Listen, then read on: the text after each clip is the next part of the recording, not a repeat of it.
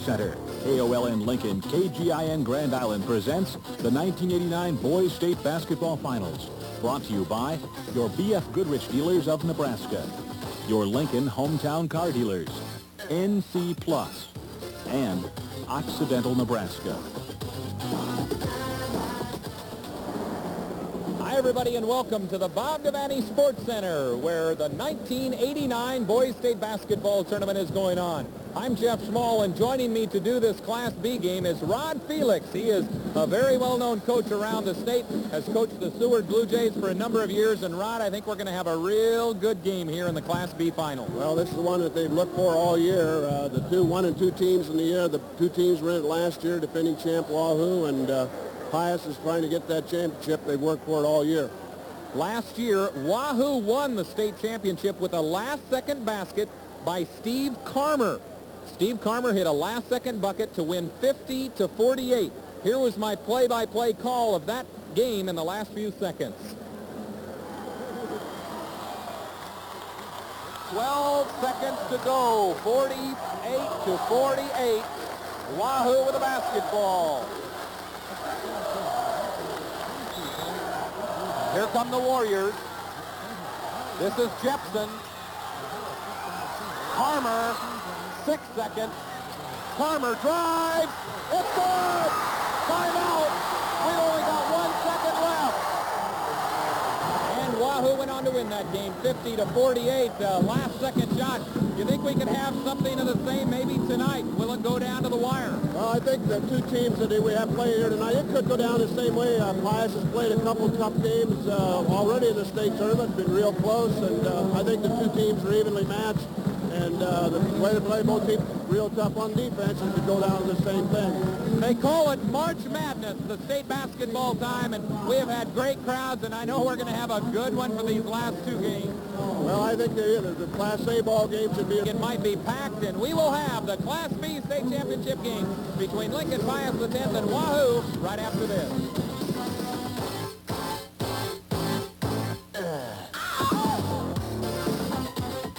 Year after year, NC Plus hybrid grain sorghums just get better and better. And this year is no exception with the release of 155 with improved yield potential and 572E with Biotype E green bug resistance. NC Plus sorghums have always been leaders in the industry, such as 271, the original cream, and Y363, the standard for yellow sorghums. NC Plus has hybrids for all your cropping needs. NC Plus sorghums are the better way to improve your bottom line. Any good lawnmower will start quickly, so don't be taken in by fast-starting claims.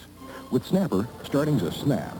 Snapper's built a worldwide reputation for maximum performance with a minimum of service. For a promise that goes beyond starting, look to Snapper. Their leadership in making the best products you can buy is second to none. Guaranteed. Ace Hardware, Grand Island. Big G Ace Hardware, Hastings. Caton International, Albion. Personnel are willing to listen and to help. They're very friendly towards children, just kind of the personal touch. I think the relationship we have with our customers goes far beyond just the business relationship. We're very professional in our dealings with them, but we are very much involved with their lives, and I think we are very much friends with them also. Customer Mary Fleeman and employee Connie Rasmussen. Two more good reasons for banking at Occidental, Nebraska.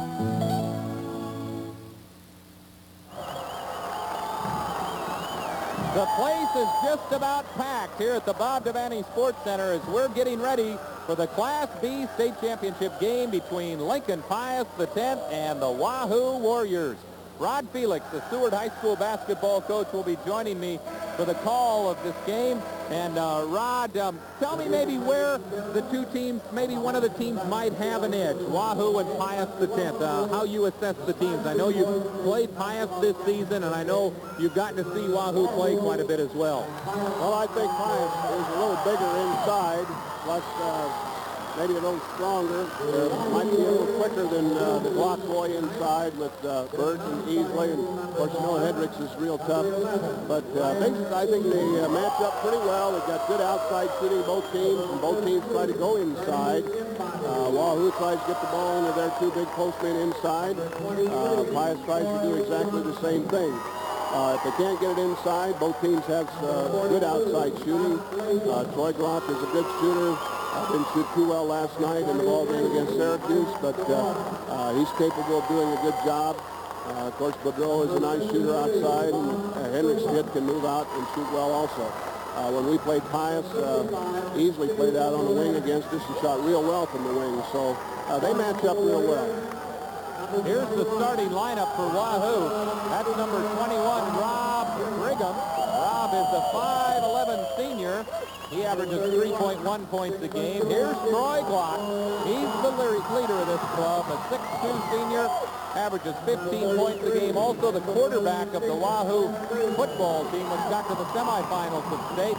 There's Cliff Kriesel. He's a 5'11 senior, averages 5 points a game. And there's Jason Glock. This kid is a player, a 6'3 sophomore, averages 21 points a game. And the final starter, Randy Hoffman, the big kid in the middle. But I think Jason Glock has impressed just about everyone. He played a lot as a freshman last year, and as a sophomore, he's just gotten better and better. Yeah, Jason has really matured. He surprised me how well he's got a turnaround jump shot, and he really elevates. He's got his arms extended very high, and if he doesn't get the shot off, he's going to draw the foul.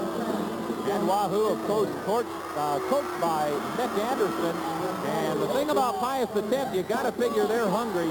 This is the third year in a row that Pius has gotten to the finals, but they haven't won that title since 1974. And sometimes the closer you get, the hungrier you get. Yeah, I think that's true. We play against Pius in the summer league, and this is all they've talked about all year. I know they spent a lot of time. They've gone to school. I know they played in the games this summer, and it's been a high priority. I know they've really worked on their defense. Surprised me the first time we played them how tough they were playing a man-to-man defense. And here's the starting lineup for the Pius X Thunderbolts. 23-0 on the year. John Boudreau, the little point guard. He's a 6-foot senior, good quick guard, averages 12 points a game. Lee Hunsaker, he's kind of a defensive specialist. I'm sure will probably be matched up against Troy Glock in this game. Hunsaker, a 6'3 senior.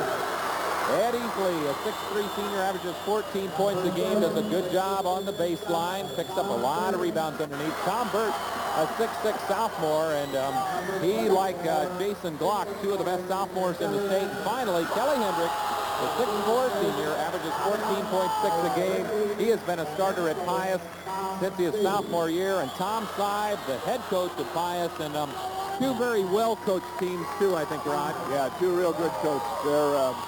They do a real good job. They're fundamentally real sound.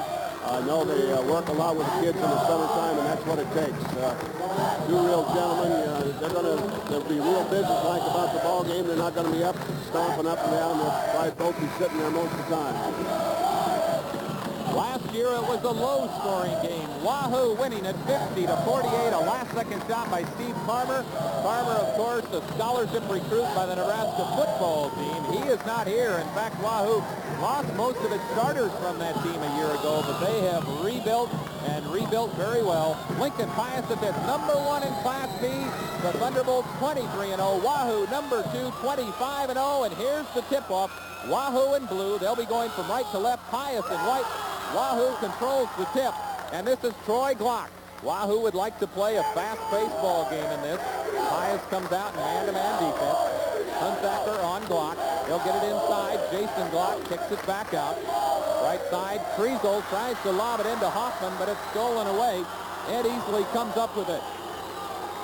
And Wahoo in that familiar 1-3-1 zone defense. Yeah, as long as they can have their starters in there, they're going to stay in that 1-3-1. Underneath, that's the weakness, and Ed Easley gets it. That's where you try to penetrate it, isn't it? That's where he's going to hurt you, down underneath. You got that one player back there, and they do have the small kid down underneath. 2-0, Lincoln Pius, the 10th on top. Good crowd on hand. I have a feeling we're going to go over that 100,000 mark here for this tournament. Glock just inside the three-point line. The left-hander shot is off. Here comes Boudreau. Pius will take the break. They like to throw the ball the length of the floor instead of running maybe a traditional break. Right. They'll try to get the ball down the floor, but they have got a lot of patience. Boudreau from 3, no good. Burt strong underneath, no good.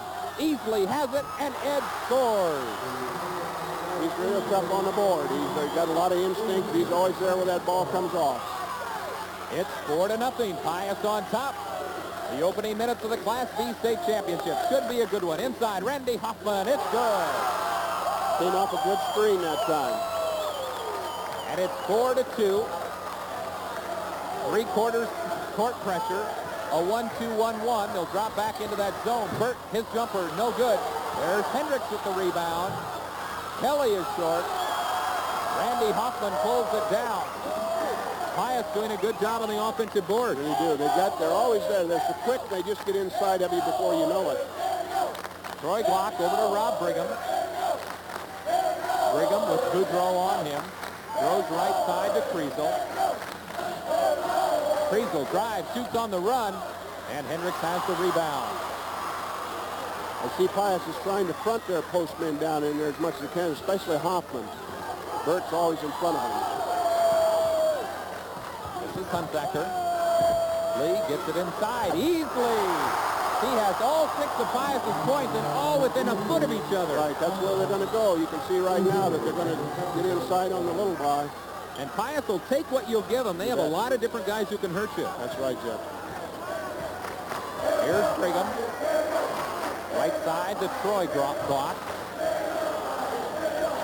There's Jason Glock, the sophomore. Troy looks for the three-pointer, doesn't take it. The lob inside to Hoffman. Yes. And he's fouled by Easley. A nice lob pass inside. They had backside help, but he still got the ball. He went up the right time, timed the jump well, drew the foul. Hoffman averages 15 points a game, and I would guess giving him the ball down on the baseline, he's going to score most of the time when he gets it there. If they can get it to him and he can catch it, they can get over that guy front, and he's going to be tough in there. And Hoffman completes the three-point play. Hoffman has 5, Easley has 6. And that's the scoring in this game. 6-5, 5 minutes left in the first quarter of action. Hunsaker. Cross court. Rizzo tips it away and Block comes up with it. Try to go cross court with the pass. Trying to skip it.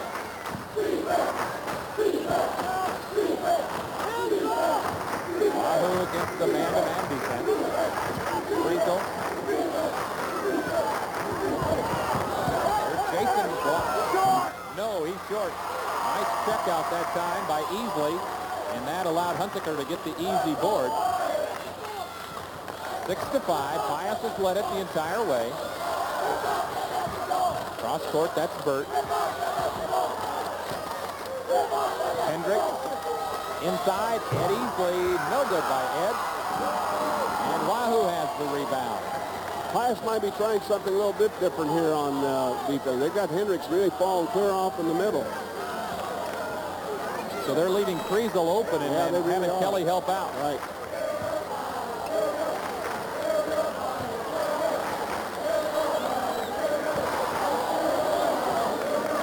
Almost looks like a matchup zone. Well, they're playing Glock and the girls playing on Brigham. A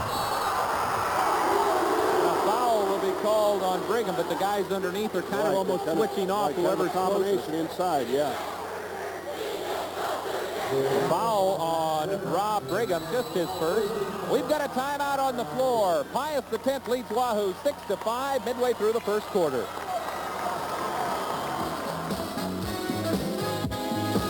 In 1959, Dwight D. Eisenhower was president. Hawaii became the 50th state, and closer to home, some 50 farmer seed producers formed NC Plus hybrids. Today, 30 years later, NC Plus is a proven leader in its 30-state market area.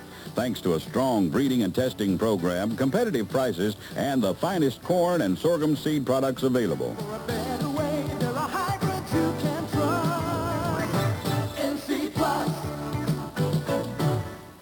A tense moment at Baker Hardware.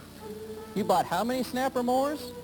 We've never carried snapper products before. What makes you think we can sell them all? Our customers want snapper. Great prices. These are top quality products. They practically sell themselves. Great prices. And we service all the mowers that we sell. Great prices. We put this 21-inch snapper mower on sale for $299.98. As you can see, our people are proud to carry Snapper products. Come see the entire line soon at Baker Hardware. Back at the Bob Devaney Sports Center where Pius X leads Wahoo. Rod, we were talking about Pius just kind of letting Cliff Kriesel go on the offensive end. And what could Wahoo maybe do differently on offense? Well, when I saw Wahoo play before, Kriesel's a pretty good shooter outside. He'll probably start putting that ball up. They're still running their, basically their passing game against it. We'll just have to wait and see what Coach Anderson's going to do. Here's Pius working against that 1-3-1 zone. Burt, jumper a little bit long, and with the rebound, that's Brigham. Rob brings it up himself, gives off to Troy Glock. Wahoo likes to run, but Pius does a good job taking the break away. Pius would like to make it a half-court game, and so far that's exactly what we've seen. Troy Glock wanted to shoot it, but didn't. This is Kriesel. Glock from three-point land. No. And Pius X doing an excellent job controlling the boards. They've out-rebounded Wahoo 7-3 so far. And that's a key statistic. Yeah, Pius they're playing man-to-man, except they're falling off with those guys. Kelly's playing Kriesel, but he's going to let him shoot outside, see if he can put it in. Underneath, yet Easley. And a foul before the shot. Easley has all 6 of Pius's points, and Randy Hoffman has all 5 of Wahoo. That's where they're going to go, inside as much as they can. That's both their strengths. First substitution of the ball game checking in is Bernie Inbody. Inbody comes in, and Rob Brigham will sit down. That's for the Wahoo Warriors. Inbody, not a very big kid. He's only a 5'9" sophomore. Jump shot missed by Boudreau, and they have Inbody playing that back position on the 1-3-1. Right, they just put somebody in smaller. We'll have to see. Maybe he may change his defense. We'll have to wait and see. But basically that's where Brigham was playing. Wahoo, they've never led in this ball game, the Warriors. The defending state champions. Glock almost loses it, and that's an over and back ball. What exactly is the rule? It looked like Boudreau had touched it. There was no control there, so if that ball goes back, that's a violation. So the other team has to control it. Right. As long as it's tapped around, then... right, even though he gets his hand on it. If he would knock it back there, then it would be their ball. But it was just, there was no control. Boudreau, one of his patented hanging jump shots, knocks it down, and that makes it an 8-5 ball game inside of 2 minutes left in this first quarter. Glock drives the lane, passes to brother Jason. A foul before. They either whistled it on Easley or Hendricks. I heard a 4. And it will be on Kelly Hendricks, his first. Only the second team foul. Teams kind of feeling each other out right now, I think so, yeah. Jason posted up in there real well. Got a nice pass from Troy. Would have been an easy 2 except the foul first. On the run, Troy Glock can't get it to go. Pius playing good defense. Wahoo having a tough time getting good shots. Troy kind of forced that one a little bit. Burt tops to Hunsaker. He travels. And I'm sure, Rod, you kind of wince every time you see these Glock brothers. You told me that that their father was an assistant coach for you. You kind of let that recruiting get away from you. Yeah, he got away from me. Those boys. Richard started as my assistant when he got out of college. He was there to help me for 5 or 6 years. I tell you, he's got a couple of very athletic sons. Jumper on the way, no good. Underneath, Hoffman is fouled, and he hits it. Right there to get the rebound. Nice instinct on the offensive board. Randy Hoffman off of Jason Glock's miss. And that foul was on Kelly Hendricks, his second. And that's the one player that Pius does not want to have get in foul trouble. Kelly got in foul trouble last night, too. He had 3 in the first half and had to sit down and watch a little bit. This could tie it. Bounds around and goes down. Randy Hoffman, all 8 points for Wahoo. And we have a tie ball game, 8-8.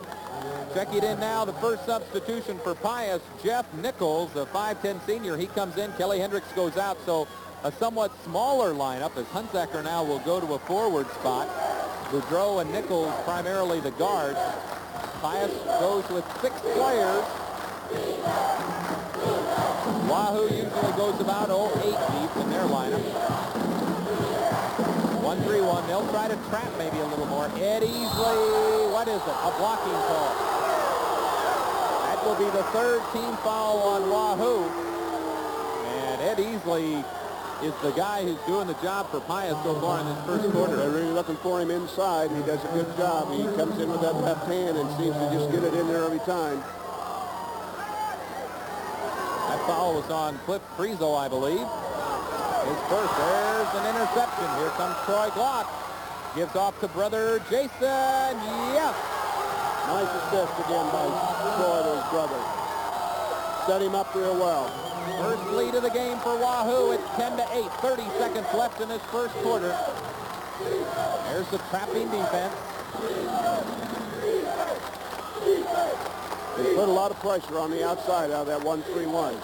It's interesting. Troy Glock, he'll let the players get past them and then cause problems from behind. Right. 10 seconds left. Let's see what kind of a shot Pius can get. Boudreau gives off to Nichols. Shot from three-point line. It's good! And that's the end of the first quarter as Jeff Nichols hits a three-pointer and Pius leads it 11-10 after one period of play.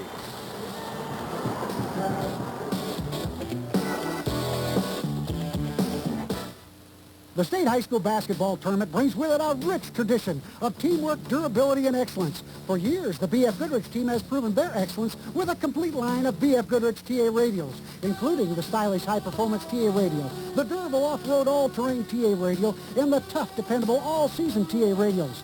These Nebraska B.F. Goodrich tire dealers salute the Nebraska high school student athletes. Rich Snyder, Snyder OK Tire, Auburn.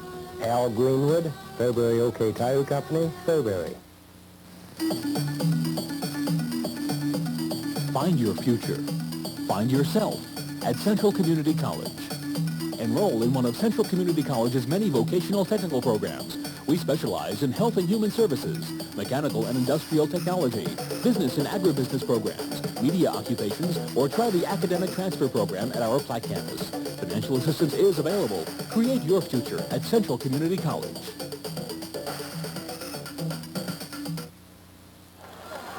And Rod, Pius X gets a big boost at the end of the first quarter. Yeah, I think maybe they were looking to go inside, but Jeff Nichols came open. They got the ball to him, and he took maybe a rare shot there and got the three-pointer, which really helped. 11-10, Pius in front after one quarter of play. And Pius will have the ball to start the second quarter. Boudreau from three. It's short. Easley with the rebound. The left-hander shot bounds around. Won't go. Easley's down there for the rebound. And the foul will go on Randy Hoffman. Ed Easley sure seems to have good rebounding instinct. He put the ball up and he stepped right to where he thought the ball was going to come off, and sure enough it came right off, and he puts it back up for a nice shot. A lot of rebounding isn't only the tallest, but sometimes the smartest. That's right. Right. A lot of kids just have that natural instinct to know where that thing's coming out. Traveling on Kelly Hendricks over on the baseline, and on the turnover, it will go Wahoo's way. Pius shot 42%, 5 of 12 in the first quarter. Wahoo, 5 of 10, 50%. Other than that, the statistics, well, that one really pretty even, and the whole game even. The foul on Hunsaker, as Troy Glock could not get the shot off. Troy will go to the free throw line and shoot two, and when a guy's moving through the lane like that, that's probably when you say get your hand in the face, but don't foul him, because that's not really a great shot. No, it wasn't a good shot that Troy took, and you need to kind of get away and just bother him as much as you can and hope that the ball's not going to go in. When those kinds start falling all night, you know it's going to be a long night for your team. Free throw, bounds around, nice soft touch by Troy, his first point of the game, and that ties it back up, 11 apiece. And now Wahoo on front, as that one twinkles the twine. 12-11, 7 minutes and 30 seconds left in this first half. Wahoo in front of Pius. The Bolts with the basketball, three-quarters court pressure, and they get the turnover. Cliff Frizo on the interception. Just enough pressure to bother him. Troy Glock wants it back, and a pushing foul, I believe, on Ed Easley. Ed Easley maybe a little too physical on Jason Glock inside. Jason really uses his body well to get posted up inside. He's pretty tough to cover. I know they're trying to get around in front of him, but he moves quick enough that he can keep Ed on his back. Tom Burt checks in, and Jeff Nicholas will sit down. This kid does not look like a sophomore. No, he really doesn't. He's really matured. Of course, he's got a little taller, but he looked about like this last year. And I know they had a real good, when he was a freshman last year, they had a real good freshman team. I don't think probably anybody beat him, and that's why they're playing some of these sophomores now. 13-11. Second one, no good. Burt with the nice rebound. Troy Glock continuing to pressure. They just kind of let him go and do whatever he wants on defense. He's a smart, heady ball player. Hunsacker, short, underneath, and a foul on Hoffman. That will be Randy's first, and guess who had the positioning underneath? Our Mr. Easley. Yeah, Ed was there again, and he did have good position, and Hoffman should have just let him have the bounce. He was on his back. Easley, there you see the foul. He kind of, not to be derogatory, but sometimes you could call Ed almost a garbage player because he's just always around the basket, isn't he? He really is. And again, that just goes back to knowing where that ball is going to come off, and he gets a lot of easy shots. Kelly Hendricks travels again, and the turnover will go Wahoo's way. 13-11, the Warriors on top. The defending state champions. One of these teams will finish undefeated. And the foul on Hunsacker. Hunsacker set the screen, but he must have been moving. Friesel ran him over. A little lack of communication, I think, there. The officials, incidentally, on this game, Marty Going of Omaha and Dick Morrissey of Omaha. Dick right on top of that call. Free throw bounds around long. Jason Glock has the rebound, a big kid. It came off strong, and Jason grabbed it. Three-pointer blocked by Boudreau. Bernie Inbody got it thrown back right at him. Troy Glock misses. Inbody with a rebound, gets it underneath Hoffman. He'll score. He's doing a good job inside there. Gets that ball up high. Nice shot right up over the top of Easley. Wahoo is reeled off. 5 straight. Pius yet to score here in the second quarter, and we played about 2 minutes. Boudreau doesn't get the bounce. There's Mr. Easley, and Ed can't get it to go down. And look, he was on the other side of the basket and came back over and got it. Well, they're not blocking him off at all. Of course, you play that zone, and a lot of times it's pretty tough to find a man and check him off the board. There's a timeout on the floor with 6 minutes to go in the first half. Wahoo leads it 15-11.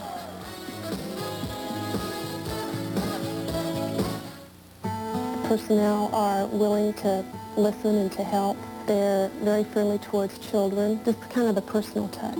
I think the relationship we have with our customers goes far beyond just the business relationship. We're very professional in our dealings with them, but we are very much involved with their lives, and I think we are very much friends with them also. Customer Mary Fleeman and employee Connie Rasmussen. 2 more good reasons for banking at Occidental, Nebraska.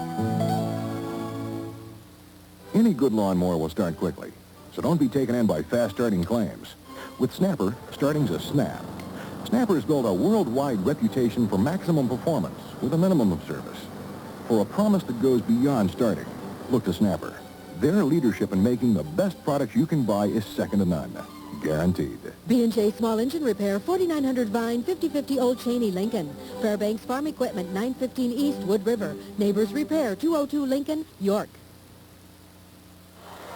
Well, we're back to live action. Rod, during the timeout, Wahoo did something a little bit strange. Look, they're way out on the court. What about that? Well, they're right in front of the Pius crowd, and I'm sure it's very noisy over there, and Coach Anderson wanted to be able the kids to hear, so he just had them take their chairs right out in the middle of the floor. 15-11, the Warriors lead it. A packed house here at the Devaney Center. Everywhere you look, they're up to the rafters. And a turnaround jumper by Jason Glock. He now has 5. Nice elevation by Jason up high. The only way you can block that is probably get your hand on his arm and draw a foul. Pius the other way. Hendricks, yes. Kelly Hendricks his first two, and the first two for Pius here in the second quarter. 5:30 left, and it's 17-13. Wahoo leads it. Kelly Hendricks, a nice pure shooter, isn't he? He really is. He really extends also, gets up high, and just a real good form shooter. Jason Glock. No. Tom Burke, nice check off underneath. And here comes Pius the other way. Hunsaker, the 15-footer. It's buried. If Lee Hunsaker can hit that shot, that would be a big key. Yeah, well, he's a good offensive ball player, but he's just kind of taking the role as a defensive specialist. A lot of action underneath. Hoffman went to the floor. No call. The Wahoo fans wanted it. Tom Burke came away with a rebound, and a chance now for the Bolts to tie it up. They've scored 4 straight. Hunsaker on the run. No. Hendricks up on the board. Again, they're always around there. They're so quick. I thought Wahoo did a good job last night at checking out of the zone, but they're not getting the job done tonight. Well, and Pius has 3 kids underneath who all good instincts. Right, they're always right around the board every time. Hendricks will shoot 2. In and out for Kelly. 6'4" senior, a 3-year starter at Pius. Just been a good, solid starter for Tom's side. This is his 3rd year in the finals. Kelly's 3rd year as a starter. He's come away with the silver medal each time, and Kelly would like to get the gold this year. It's 17-16. Wahoo leads it as Hendricks makes 1 of 2 free throws. He has 3 on the game. Jason Glock brings it up. Goes right side, Bernie Embody. Inside, Hoffman. No. Good defense by Hendricks. And Hunsaker had the board. Boudreau brings it up slowly. Pius will kind of lull you to sleep, though. Just when you think they're never going to fast break, they'll kind of let somebody cherry pick down there. Right, get the ball down quick. So like you say, somebody will. We scouted them early in the year, and they did get a lot of cherry picks. Now we're down to a 2-1-2 zone by Wahoo. Hunsaker, or Boudreau hits the 3. And that guy can get hot. Right. It's 19-17. Pius has scored 8 straight, a game that has been in streaks. Pius the early streak, then it was Wahoo getting hot, and now Pius hot again. The ball goes out of bounds as they tried to lob it inside to Hoffman. Wahoo's changed their offense, too. They were going with a 3-man passing game, and now they've moved Jason outside, and they're running the 4-man passing game with Hoffman inside, trying to get the ball inside to him. And a 2-2-1 zone press now. A little different look for Wahoo. Hendricks, strong, didn't follow his shot. And the rebound came to Bernie Embody.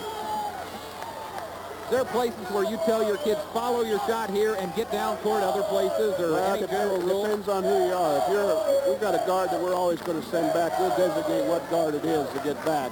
Most everybody else, if we're going to have 1 man back, we'll designate who it is. Tom Burke, no, and Randy Hoffman has the rebound, but that showed you the skill that Tom Burke possesses. He can take the ball, 6'6" sophomore, can dribble like that and take it the length of the floor. Right. 19-17, Pius leads it over Wahoo. 2:45 left in the first half. We thought it would be a good one, and it has been. For 3, Troy Glock, no. Jason has the rebound. He traveled, I believe. What is it? Traveling, yes. Okay. It took Dick Morrissey a while, but he made the call traveling, and I think it was a good one. There's a timeout on the floor. Pius leads Wahoo by 2 late in the second quarter.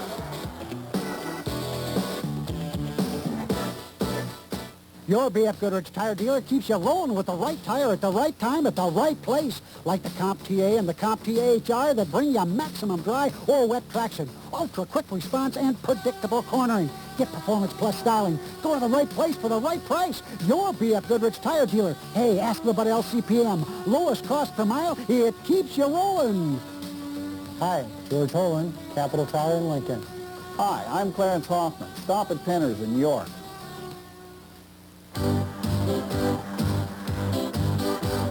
Southeast Community College. Education. Southeast Community College. Experience. Southeast Community College. Beatrice, Lincoln, and Milford. Southeast Community College. The right place for you.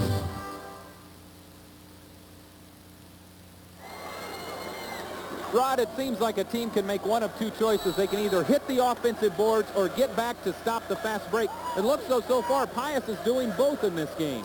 Yeah, I think Boudreau's probably been designated to be sure that he gets back on any shot. He hasn't been going to the board at all, and he doesn't need to. Got three guys who can really go to the glass on the Pius offensive end. They lead it by 2. Boudreau for 3. No, way off the mark. There's Kelly Hendricks.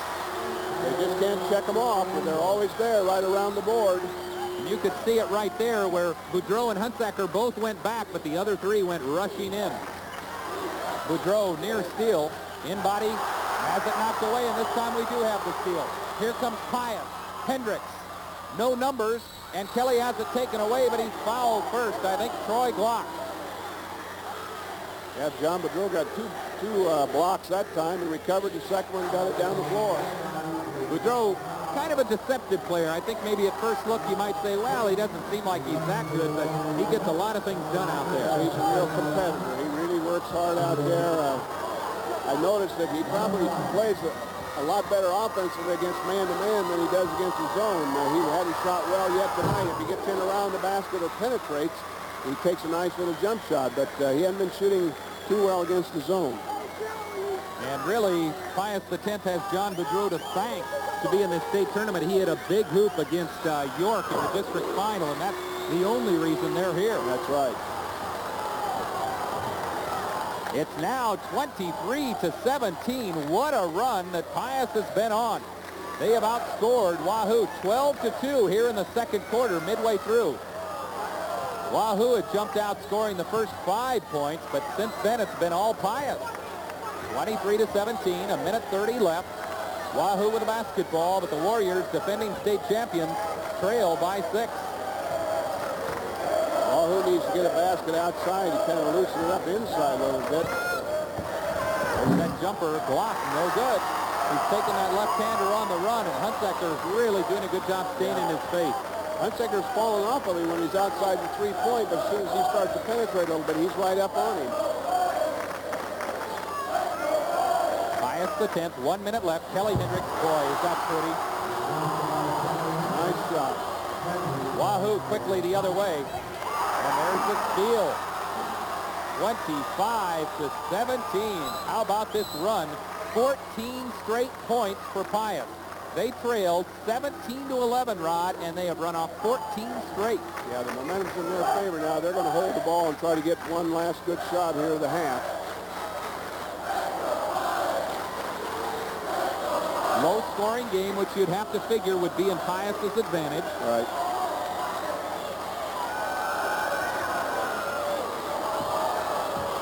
A veteran Pius X ball club. Hendricks takes the jumper with 15 seconds left. No good. But Kelly has the rebound. Shoots it on the run. In and out. There he is again. Yep. Didn't check off at all. Hendricks took the shot from the corner, and then they didn't block him at all. 3 seconds, 2 seconds. They're not going to get a shot off. There is the halftime buzzer. Wahoo trailing Pius X 27-17 as the Bolts scored the last 16 points of this first half. An incredible run by the Lincoln Pius X Thunderbolts as they have taken a 27-17 halftime lead. Dick Janda is standing by with Wahoo coach Mick Anderson, who cannot be very happy with the turn of events here in the end of the second quarter. Dick? Coach, your thoughts about this first half, a real half of momentum swings.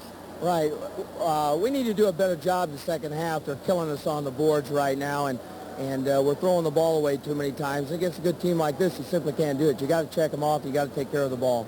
Some of the things you'll be talking about at halftime here to your players. Well, once again, just taking care of the ball and, trying to get into our offense. Pius is doing a good job putting defensive pressure on us, and we're just going to have to work a little harder. All right, Coach, we'll let you get to your players. Good luck you. the second half. Okay, and we'll be back with more here at halftime of the Class B state championship game, including the coach's All-State team after this timeout. Year after year, NC Plus hybrid grain sorghums just get better and better. And this year is no exception with the release of 155 with improved yield potential and 572E with Biotype E green bug resistance. NC Plus sorghums have always been leaders in the industry, such as 271, the original cream, and Y363, the standard for yellow sorghums. NC Plus has hybrids for all your cropping needs. NC Plus sorghums are the better way to improve your bottom line. For years, the Fort's been the place to go for great merchandise at low prices. At the Fort, you'll find clothing for the entire family. All the latest fashions, like the new and exciting Lee Chino Blues. Here's Lee's Boardwalk, a perfect jean for just puttering around. And the Lee ever-popular Relaxed Rider in Chino Blue. The Islander features a comfortable fit with an elastic waistband. All these and more available at the lowest price at the Fort, 56th and Highway 2, Alamo Center, Lincoln. The Gas and Shop stores across Nebraska congratulate all the teams that made it to state. And Gas and Shop would like to help you cheer your favorite teams by offering these values. Fresh cookies baked daily, 32-ounce squeeze bottles filled with beverage, only $1.09. Delicious turkey and Swiss deli sandwiches, just 79 cents. And 6 packs of Pepsi in cans are on special at all Gas and Shop locations. Use Visa or MasterCard on your next gasoline purchase at Gas and Shop. Gas and Shop, good and friendly, and never too far away.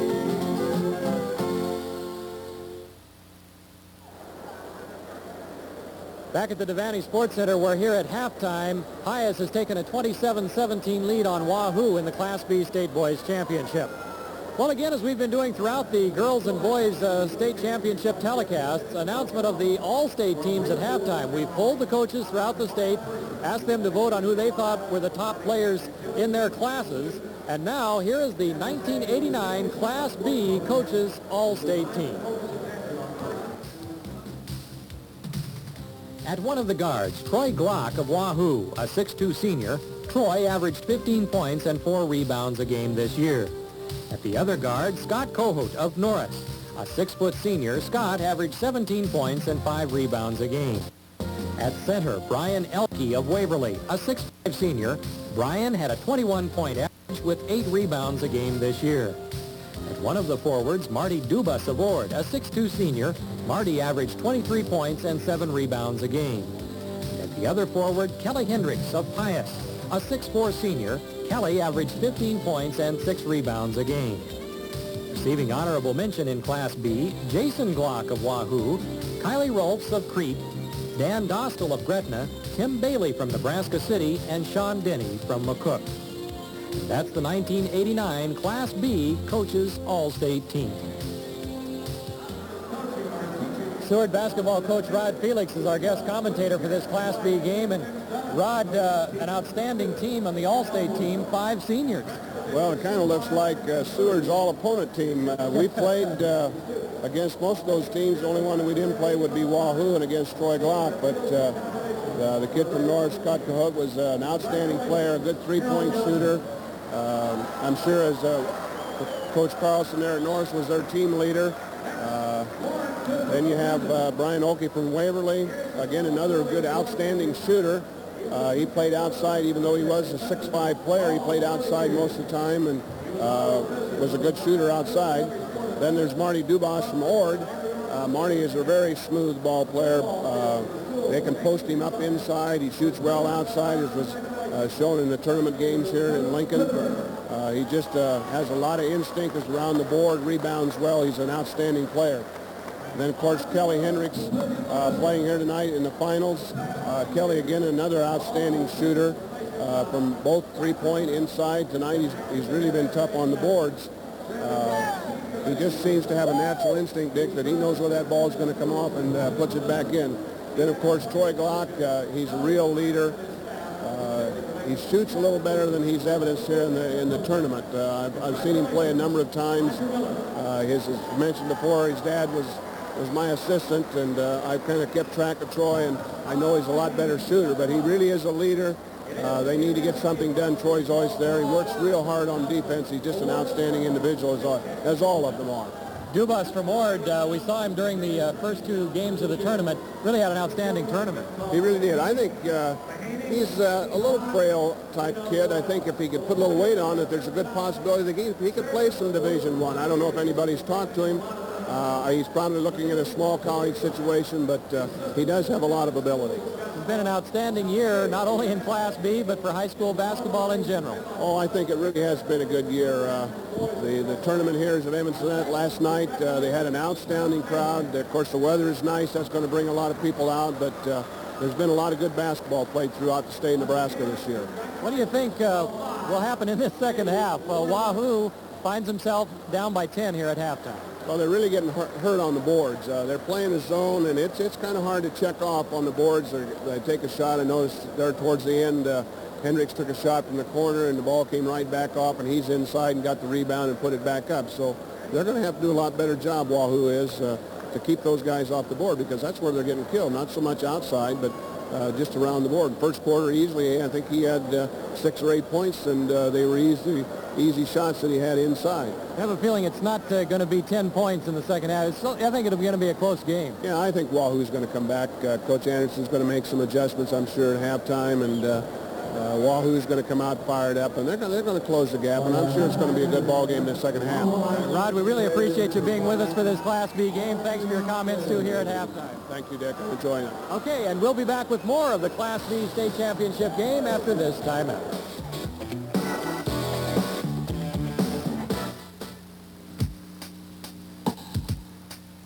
Lincoln's hometown car dealers.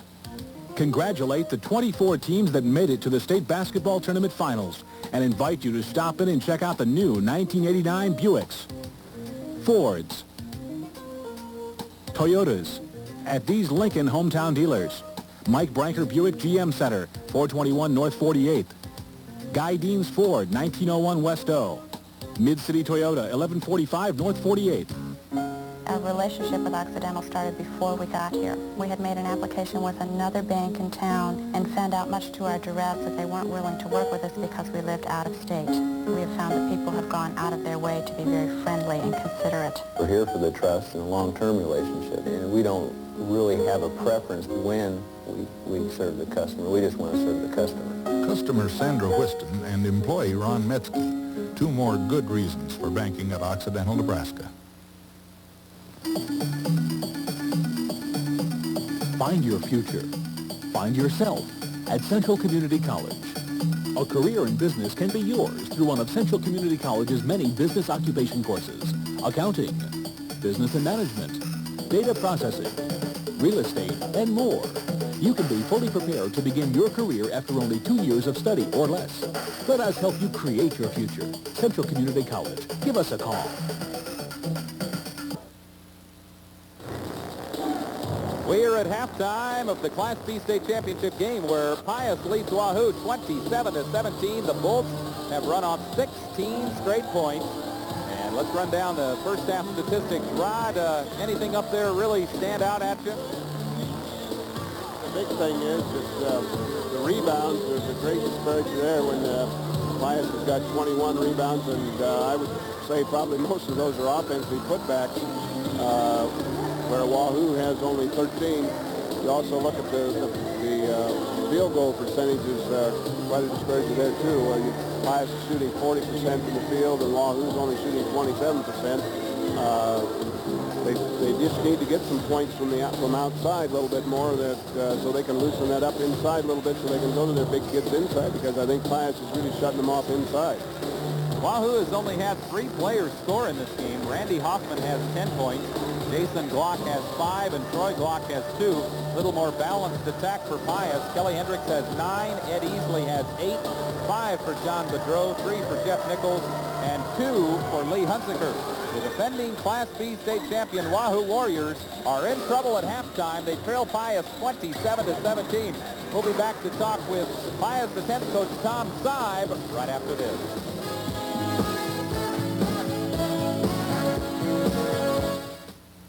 The State High School Basketball Tournament brings with it a rich tradition of teamwork, durability, and excellence. For years, the B.F. Goodrich team has proven their excellence with a complete line of B.F. Goodrich TA radials, including the stylish high-performance TA radial, the durable off-road all-terrain TA radial, and the tough, dependable all-season TA radials. These Nebraska B.F. Goodrich tire dealers salute the Nebraska high school student athlete. Hi, I'm T.O. Hawes, Lincoln. Bruce Snyder, Snyder's OK Tire, Columbus. To shape a successful future, you set a base and build with education. At Peru State College, you'll find the future taking shape. Students working in a 4-year liberal arts setting where positive personal attention within a creative atmosphere of learning help develop successful careers. Let us show you the beauty of Peru State College, where we'll help your future take shape. For more information and details about our affordable tuition, call toll-free 1-800-742-4412. A tense moment at Baker Hardware. You bought how many Snapper mowers? We've never carried Snapper products before. What makes you think we can sell them all? Our customers want Snapper. Great prices. These are top quality products. They practically sell themselves. Great prices. And we service all the mowers that we sell. Great prices. We put this 21-inch Snapper mower on sale for $299.98. As you can see, our people are proud to carry Snapper products. Come see the entire line soon at Baker Hardware. Back at halftime, where Pius X leads Wahoo 27-17 at halftime. The Pius X drill team out performing right now at halftime. Now, one of the things that the Nebraska School Activities Association does at halftime of the Class B games at each state tournament is honoring distinguished service awards, honoring individuals, and the 5 distinguished service awards given out at halftime of this game went to Dr. William Gogan of Ord, Harold Johnson of Elmwood, Lauren Cooper of Minden, Roger Miller of Papillion, and Thomas Mahane of Scotts Bluff. And quite a run, Ron, by Pius in this first half. What do you think Wahoo can do to try to get back in it? Well, they're going to have to keep those guys off the board because that's where they're getting killed. Now, I'm sure Nick's probably not going to go to a man defense, which will give him a little better chance to check those guys off. But that's been the whole story right there, is just trying to keep the guys off. They're not hurting them too much outside. They just got to keep them off the board. What can you do on a zone defense? Do you still have to try to pick out a man to check out, or? Well, you pretty much, you're in an area, and you're going to have to look for somebody that's in that area. Now, the last time Hendricks was in the corner and took the shot out there, and the Wahoo player on just left him. In fact, I think he started to go towards the other end of the floor, and Kelly just stepped inside. The ball came right back to him, and he just got an easy putback. So they're just going to have to concentrate, and I'm sure that's what Coach Anderson's talking about at halftime, is just make a real concerted effort to look for somebody and try to keep them off the board. And it's just, as we talked about before, it's just those 3 players that are hurting them inside, Easley and Hendricks and Burke. And really, it was a game of streaks in the first half. You know, the Pius got on an early roll, and it was Wahoo getting on a roll, scoring a bunch of points in a row. And I think we're still going to have a pretty good game in the second half. I don't think Wahoo's going to roll over and play dead in the second half. No, the game's far from over. There's a lot of time left. I'm sure the Wahoo kids are going to come out ready to play, and they're going to make some adjustments that's going to get them back in the ball game. But again, I think one of those things that they're going to have to be able to hit from the outside. Maybe they're going to play some of those younger kids that can shoot on the outside and try to open it up inside a little bit. We'll be back with the second half of the Class B state championship game right after this.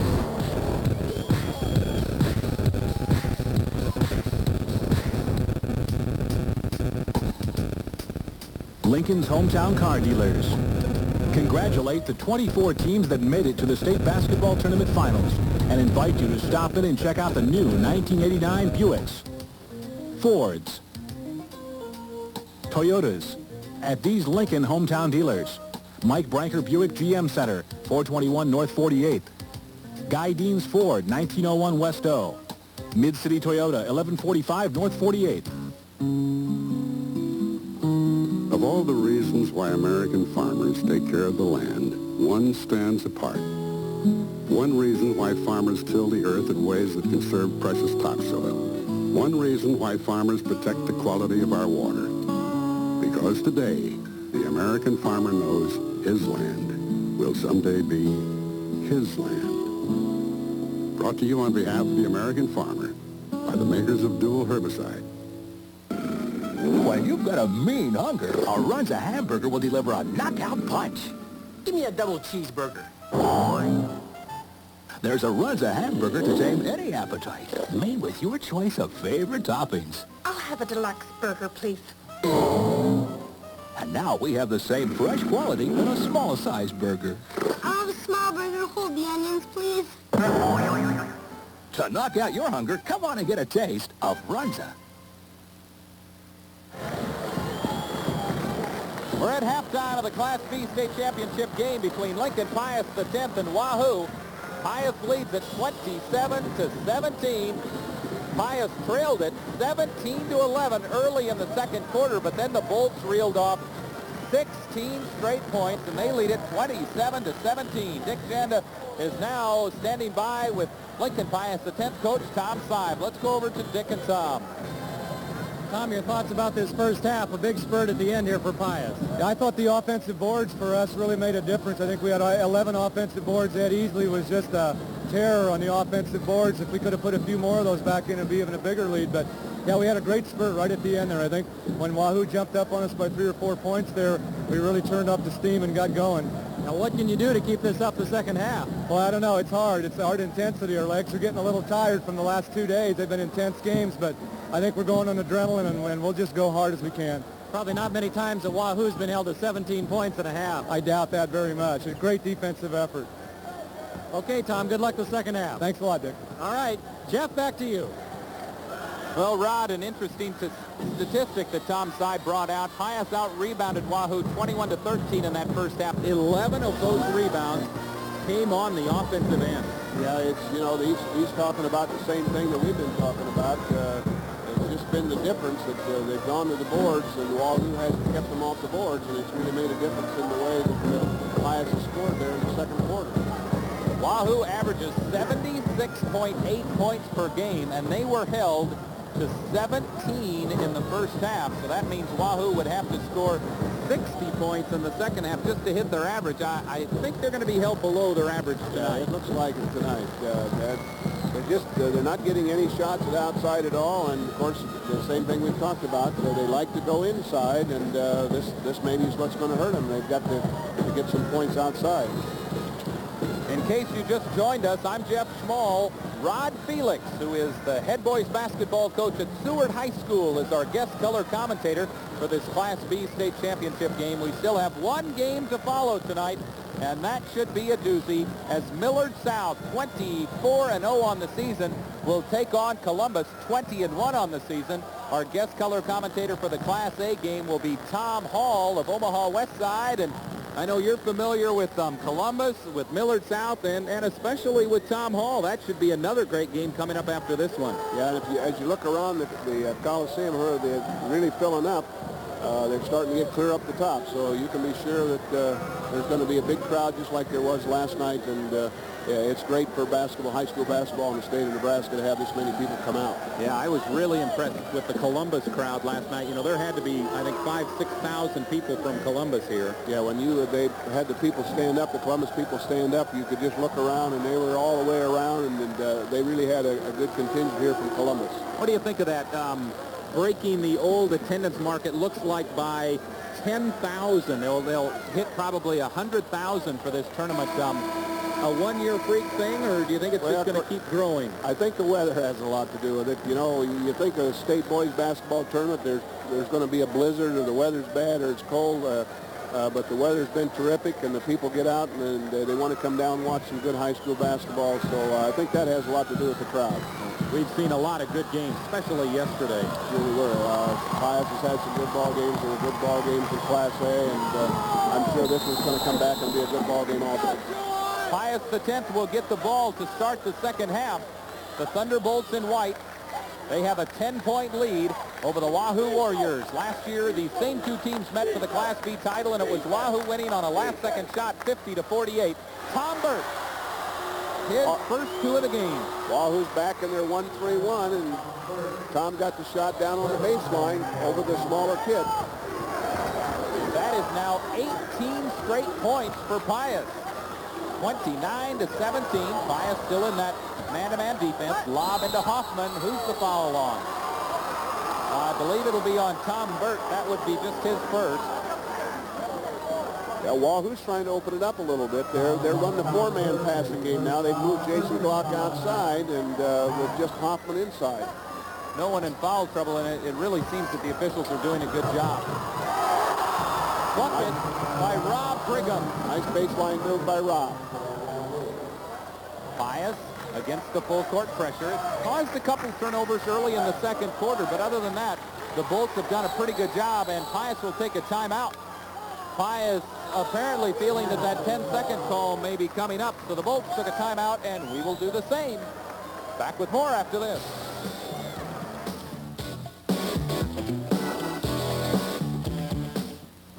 The people are friendly. I was just amazed.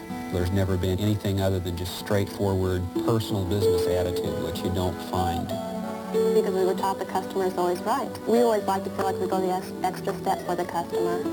And they're our number one in our book. They just keep coming back for more and more. They see our smiling faces. Customer Ron Schoengert and employee Carla Moorhauser. Two more good reasons for banking at Occidental, Nebraska.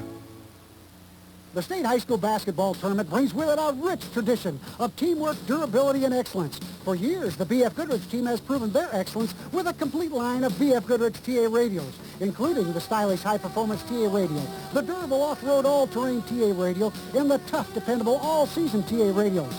These Nebraska B.F. Goodrich tire dealers salute the Nebraska high school student-athletes. Hi, I'm Don Davis at OK Tire in Aurora. Jim Scala, Scala's OK Tire. Pius the 10th inbounding the ball. That's John Boudreau. He and Lee Hunsaker, the starting guards, in there right now for Pius. Tom Burt, the post. That's Hunsaker. No good. He's got his own rebound. Offensive rebound number 12. And Hendricks has offensive rebound number 13. Yeah, Hunsaker just put the ball up and he stepped right around. Troy Glock was on him outside and he just went right around inside. The ball came right back to him. Kelly Hendricks and Ed Easley, the other two starting forwards. Pius going with its same starting lineup. Troy Glock and Rob Brigham, the guards. Randy Hoffman, the center. The shot is good by Boudreau. John got a nice three-pointer from the corner. Boudreau, a three-pointer, his second three-pointer of the game, and that makes it 32-19. From the corner, it's no good by Kriesel. And traveling underneath, or he stepped out, one of the two. Looked like he might have got part of that ball, Jeff, because he was up in the air pretty high. Here's Wahoo with the basketball, trailing by 13. Glock, no good, but a foul on Kelly Hendricks, and that will be Kelly's third. I'm sure something that Coach Tom Seib wished Kelly did not pick up that third foul this early. Checking in for Wahoo will be when he's checked in for Rob Brigham. Troy Glock at the free throw line makes the first. Randy Hoffman, the starting center for the Wahoo Warriors. Jason Glock and Cliff Kriesel are the forwards. The second shot is on the way and good as well by Glock. Now it's 32-21. They've extended their press a little bit now. Full court. Boudreau feels the pressure and holds it up. Nice job of breaking the pressure. Hunsaker back to Boudreau. Three-pointer is short. And Troy Glock has the rebound. And boy, those Wahoo kids are all going in for the boards now. Yeah, I'm sure that's what they talked about at halftime, and everybody's going to crash the boards. Forget the break and get the rebound. That's Ryan Eddy in the corner. Throws it back out to Troy Glock, to Jason Glock. Right side, that's Kriesel. Cliff on the run. No. And Burt goes high for the rebound. The ball just won't go in for him in around the basket. He made a nice drive in the lane. Might have hurried the shot just a little bit, then square up. Seems like Wahoo's taking a lot of off-balance shots where you really want him to go straight up, don't you? Right. Boudreau looked at the three-pointer, didn't take it. This is Ed Easley. Nice shot in there by Ed on the baseline. Hoffman just... Easley now with 10. And it's 34-21. 13-point lead for the Bulls. something on the floor, something thrown out on the floor, so the officials stop play. Somebody threw some ice out on the floor.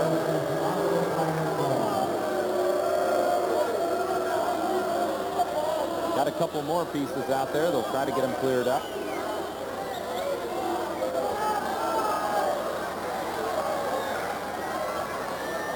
They're going to hold up play as they're spotting a couple more.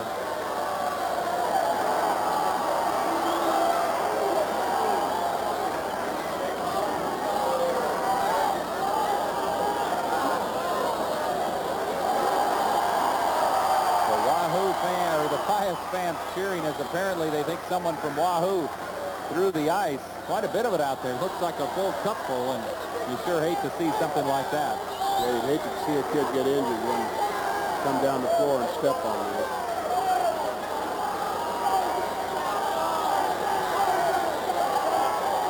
(34-21), 5:14 to go in the third quarter. Lincoln Pius X leads Wahoo in the Class B state championship game.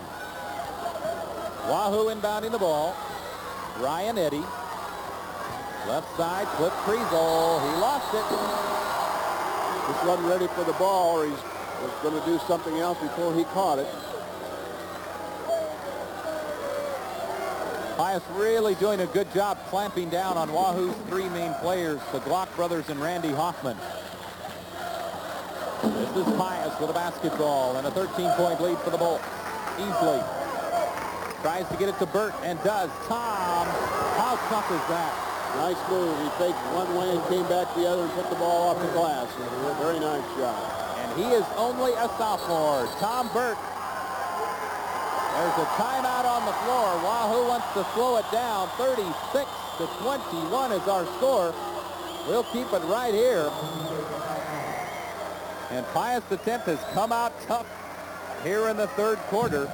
The Bolts led it by 10 at the half, 27-17, and they are building on that lead here in the third quarter. Yeah, I think their confidence is really building too. That the ball, they're still going inside, and they've hit the last two shots there in a row. So it's going to make them pretty tough. Take another look at Tom Burt. Look at this. He's got like three kids on him right here. And he fakes one way and comes back, and he's going to nice off the board, real nice. A lot of kids will try to shoot that over the rim and either shoot it short or shoot it too hard, but he put it on the glass real nice. And he waited. He squared up on the basket. You get a good look there at Mick Anderson in the Wahoo huddle. Squared up on the basket. He was moving a little bit, but not very much. Yeah, like you say, he's for a sophomore, he's a real fine ball player. Hey, he got some experience last year as a freshman, and he's going to be a force to reckon with here for the next couple of years. Of course, he had an older brother who I'm sure has taught him a few things in the driveway. Yeah, Charlie was, I'm sure they played a lot of one-on-one. Both Charlie and David were good players for Pius. Charlie went on, just finished up his career at Nebraska Wesleyan.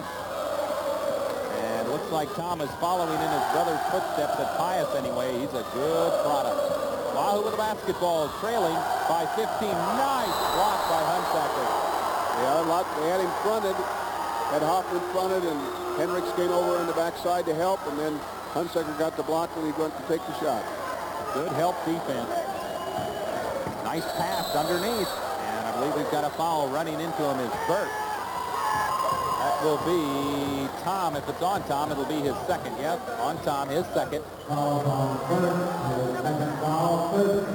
foul against Pius in this second half. Been a well-officiated game. Not many calls and not many controversial calls that I can remember. They're kind of letting them play out there tonight. You like to see that, I think, in a state championship game, too. Underneath, the shot is good by Steve Bolin, a 6'3 sophomore who had just checked into the Wahoo lineup. Steve, a big kid underneath. Yeah, they took out one of their smaller guards and put him inside. So they're trying to get him a little more height inside. I don't know, they may hurt him a little bit on quickness. Gaudreau trapped underneath, got it back out to Hunsaker. Lee drives, gives off to Burt. It's on the floor. We've got a jump, and the alternate possession will go to Wahoo. Nice idea that time by Lee Hunsaker, but just didn't quite get the pass to Tom Burt quick enough. Wahoo trailing by 13. The Warriors need a run. We've played half of this third quarter. On the run, the shot is good. Will it count? Let's take a look. The foul will go, and it's good. Ed Easley picks up his third. A big bucket by Jason Glock. Take another look at this one, Rod. Okay, they've moved Jason up to the outside. They brought in their other sophomore and have moved Jason to the outside now to give him a little more shooting outside. Jason does not complete the three-point play, but Wahoo has cut it to 11, 36-25. 3:35 left in the third quarter. A lot of basketball to be played here in the Class B state championship game. Three-pointer, Boudreaux. John Boudreaux buries it. He can kill you if you sag off on him. You know, the Wahoo's concentrating on inside now, and if Boudreaux's going to be able to shoot there, they're just going to give him a lot of trouble. Troy Glock, three-pointer, no, way off. He forced that a little bit. Somebody must have got a hand on it. One official came out and said it looked like somebody got a hand on it. Maybe Boudreaux. He must have. John didn't argue the call very much, so he must have gotten it. Glock, trouble getting it in, gets it to brother Jason. Inside, rattling. Steve Boland tried to go too quickly. Sophomore error, probably. I've been watching Boland inside. Looks like maybe he might be playing easily man-to-man. He's staying pretty close to him. Boudreaux almost knocked away by Glock. Nice job of John, but there's Troy Glock forcing the turnover. And, you know, I don't think Wahoo has scored a single point on the break. No. And they still don't get it. That's a team that's probably used to getting, maybe 1/4, 1/3 of their points on the break. Right. Through the season, they've got a lot off of it. Boudreaux under pressure to Hendricks. Way out top, almost stolen away by Glock. Underneath Easley. Yeah. Nice pass by Burt. Good job of Ed Easley handling the basketball. Tough pass to handle. Wahoo maybe starting to press a bit. 2:20 left in the third quarter. It's 41-25. Pius the 10th in the bridesmaid role the last 2 seasons. They'd like to get that state championship trophy. The last time Pius won it was 1974. Wahoo won it a year ago for Pius on a last-second shot by Steve Farmer. Blocked. It just won't fall, and I tell you, Pius doing an excellent job on the board. Now, they're playing real tough defense, too. I think that's the difference right there. The defense is so tough. The Wahoo's just not getting a good shot. Unsacker, no. Hendricks is there. No. And this time, it's Wahoo with the rebound. Cliff Kriesel. Cliff will bring it up himself. 1 minute, 30 seconds in the third. 41-25. Wahoo trailing. The Warriors with the basketball. That's a nice drive and a blocking foul. Let Troy Glock take the baseline, and you're going to be in trouble. Troy got a nice screen outside. Of course, he's going left, using his left hand, went right to the basket. Here he goes to the basket. Good extension. Drew the foul. And the 4th foul on Kelly Hendricks, I believe. That's what I have, if it is on Kelly. It is the 4th foul on Kelly Hendricks. So maybe a ray of sunshine for the Warriors. Troy Glock, though, could not complete the three-point play. Kelly Hendricks still in there. I'm not sure that Tom Seib realizes his all-state player has 4 fouls. Yeah, I'm sure he doesn't have anybody up at all ready to come in, so he must not know that he's got 4. You'd think, especially late in the third quarter like this, that he would substitute, not wanting to get a cheap foul. Tom Burt. The lead he's got. Oh, boy, Kelly went after that rebound pretty hard, too. This is Troy Glock. Drives right in past Hunziker, and it's good! And right past Kelly Hendricks. I'll tell you, Troy Glock knows that he has 4 fouls. Troy's going to take that ball to the hole and try to draw that foul. I see Nichols is up now. Probably going to come in for Kelly. Here, take another look as 2 baseline drives in a row. The baseline foul, and that is Ed Easley's 4th foul, Rod. Yeah, well, you can see, I watched Kelly that time on the replay, and Kelly, he backed off, and Easley went after him. With 47 seconds left, Pius could be in a bit of trouble as their two senior forwards both have 4 fouls. Troy Glock completes the three-point play, and we're down to an 11-point game, 41-30. Hendricks, their pressure off his toes. It's 41-30, and that's one weakness Pius has. They really only like to play 6 players. The moment might be going to change here just a little bit here at the end of this third quarter. Wahoo, they get it inside. Bolin, jump ball. Hunsacker got it, and on the alternating possession, it will go over to Pius.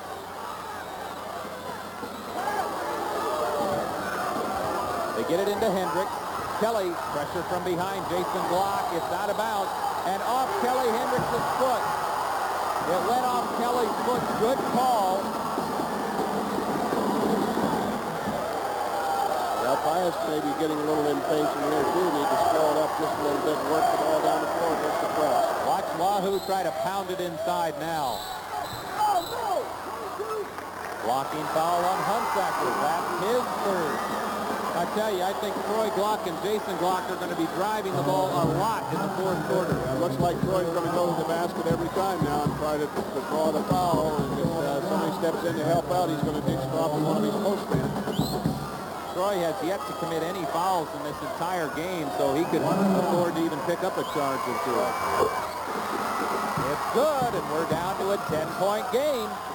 21 seconds left in this third quarter.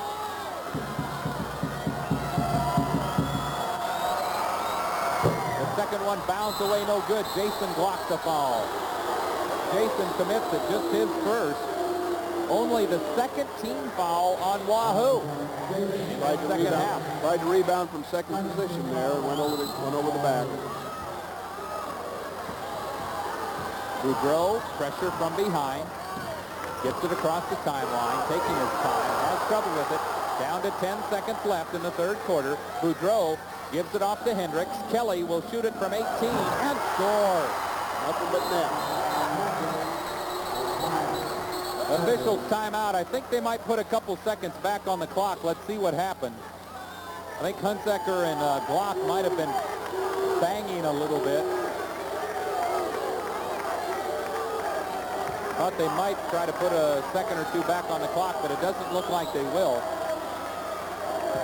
1 second left in the third quarter. The length of the floor pass. Careful, Kelly. He'll throw it the other way. It won't go down, but Pius holds off Wahoo, and it's the Bolts leading 43-31 after 3 quarters of play.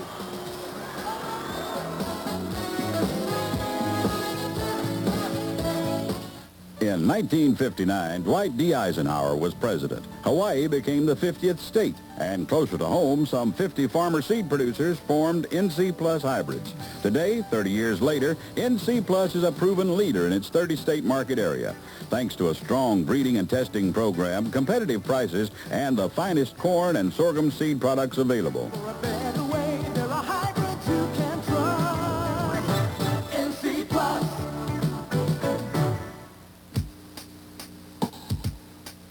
Lincoln's hometown car dealers.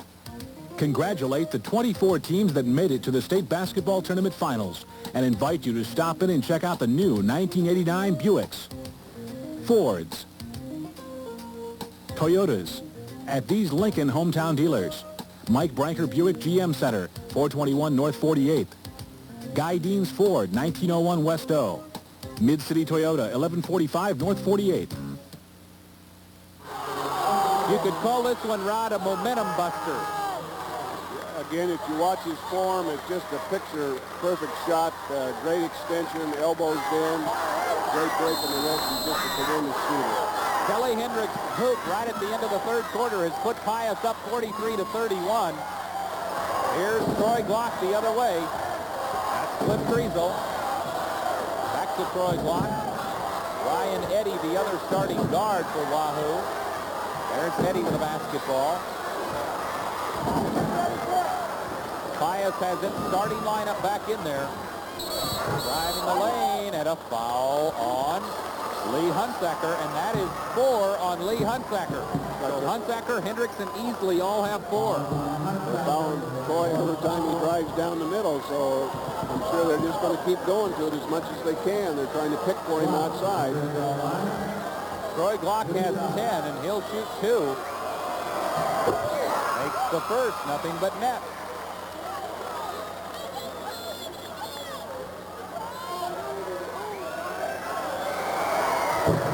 The second bounce around and drops, and it's back to a 10-point game. Wahoo putting on full court pressure. Hendricks across the timeline stops where you usually never want your players to stop, but he gets away with it.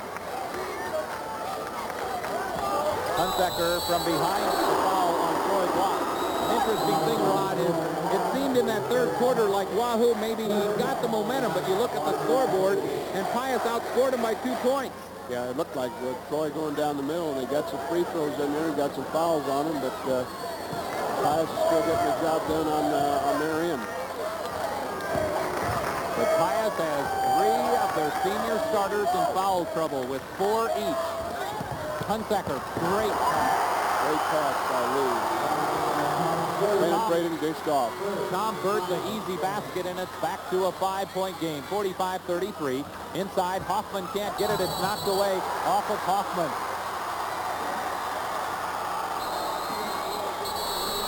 There's a timeout on the floor. Wahoo, Coach Mick Anderson wants to talk it over, and we will also take a timeout where Pius leads Wahoo by a dozen.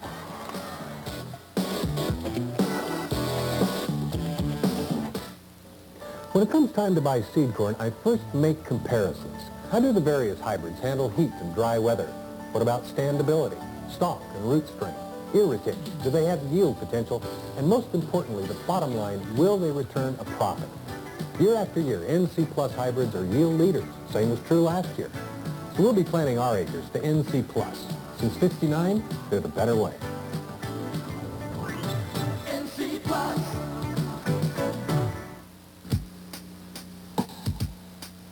Lincoln's hometown car dealers. Congratulate the 24 teams that made it to the state basketball tournament finals and invite you to stop in and check out the new 1989 Buicks, Fords, Toyotas at these Lincoln hometown dealers. Mike Branker Buick GM Center, 421 North 48th. Guy Deans Ford, 1901 West O. Mid-City Toyota, 1145 North 48th. Pius the 10th with the basketball. The Bolts own a 12-point lead over Wahoo. 7 minutes left in this fourth quarter of action. Boudreau, yes, nice drive by John Boudreau. He has 13, and that makes it 47-33. Wahoo went full court man-to-man that time. The foul on Cliff Friesel with the block. Boudreau ran him over. The officials deemed that Friesel was guilty. That will just be Cliff's second, and 14 foul on Wahoo. Wahoo's going to pick him up full court now, man-to-man.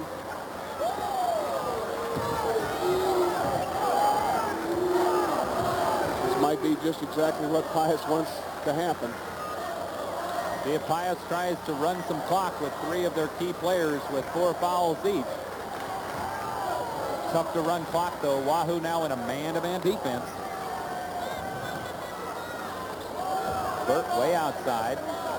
It's important to still look for your offense, though, even when you're running it, isn't it? Well, I don't think they're in their basic 1-4 offense. If they run against a man with the cutters going through, Kelly just went through there. And I think they're just going to run their man offense against them now. Great shot by Hendricks right over the outstretched arms of Randy Hoffman. And it's 49-33. Watch out, Ed. Nice hoop inside by Randy Hoffman. Ed easily came down and had the position, but got to be careful when you've got 4 fouls. Here's Hunsaker. Bringing it up against the tough pressure of Ryan Eddy. Underneath, jump ball.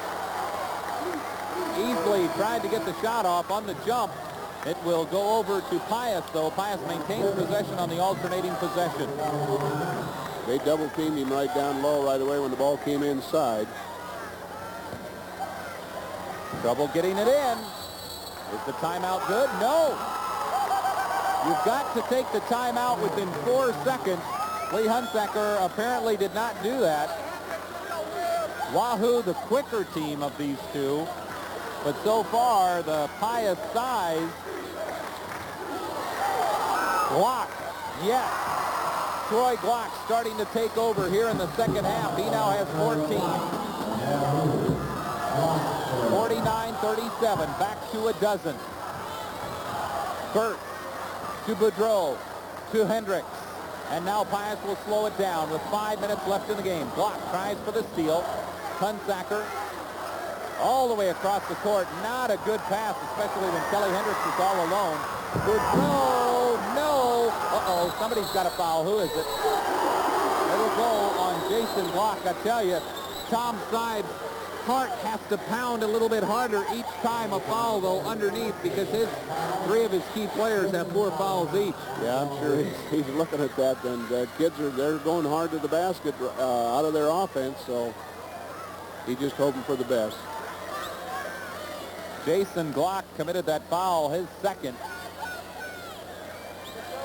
Going to the free throw line will be Ed Easley. Easley has 12 points on the game. Usually a good free throw shooter. Ed is 0 for 1 in this game, though. Bounces around and goes down. Got that in the roll in. Nice soft touch. One of those intangible seniors who just always seems to get the job done each night. He really works hard. He's a fine ball player. Second one, bounce around, no good. Burt tips it, but Troy Glock comes up with it. Here comes Wahoo, the Warriors trailing by 13. 4:45 left. Troy Glock, jumper, in and out. Hoffman, a foul underneath, and that's on Burt. That will be Tom Burt's third. And Randy Hoffman will go to the free throw line.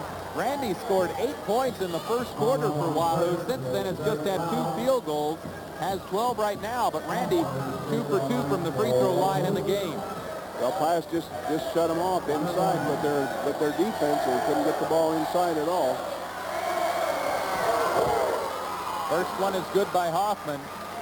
He would have gotten another chance even had he missed because Tom Burt was in the lane too soon. But since it went down, they'll count it. And Hoffman earns the bonus. This could make it an 11-point game. It is 50-39. The Wahoo Warriors will not quit. Pius the 10th across the timeline. 4:30 left in this basketball game. Pius up by 11. Boudreau, nice back row. Score, but a great block by Troy Glock. Nice backdoor cut, but Troy got back on him and got the block. This is Kriesel. Cliff will shoot it and hit it. Cliff Kriesel's first 2 points in the basketball game, and we're down to single digits, 50-41. A foul goes against Rob Brigham, his second. That will send Lee Hunsaker to the free throw line.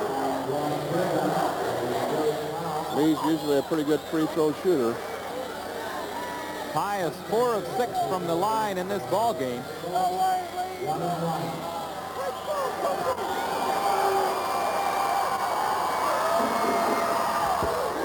That was a nice free throw there. Nothing but net. Earns the bonus.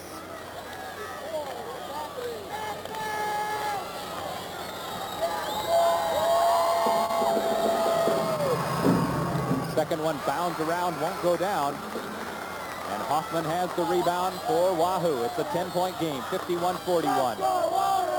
Troy Glock throws it outside to Kriesel. Inside, oh, Ed Easley almost picked up his fifth. Nice pass underneath. Hoffman couldn't handle it. Here comes Troy Glock. All alone underneath. Kelly Hendricks couldn't do anything. They just got to stay off of him, those guys. They've all got, I think they got Boudreau now guarding him. 51-43, timeout. I have a feeling Pius will try to run some clock, and we'll be back with the conclusion of this exciting Class B state championship game right after this.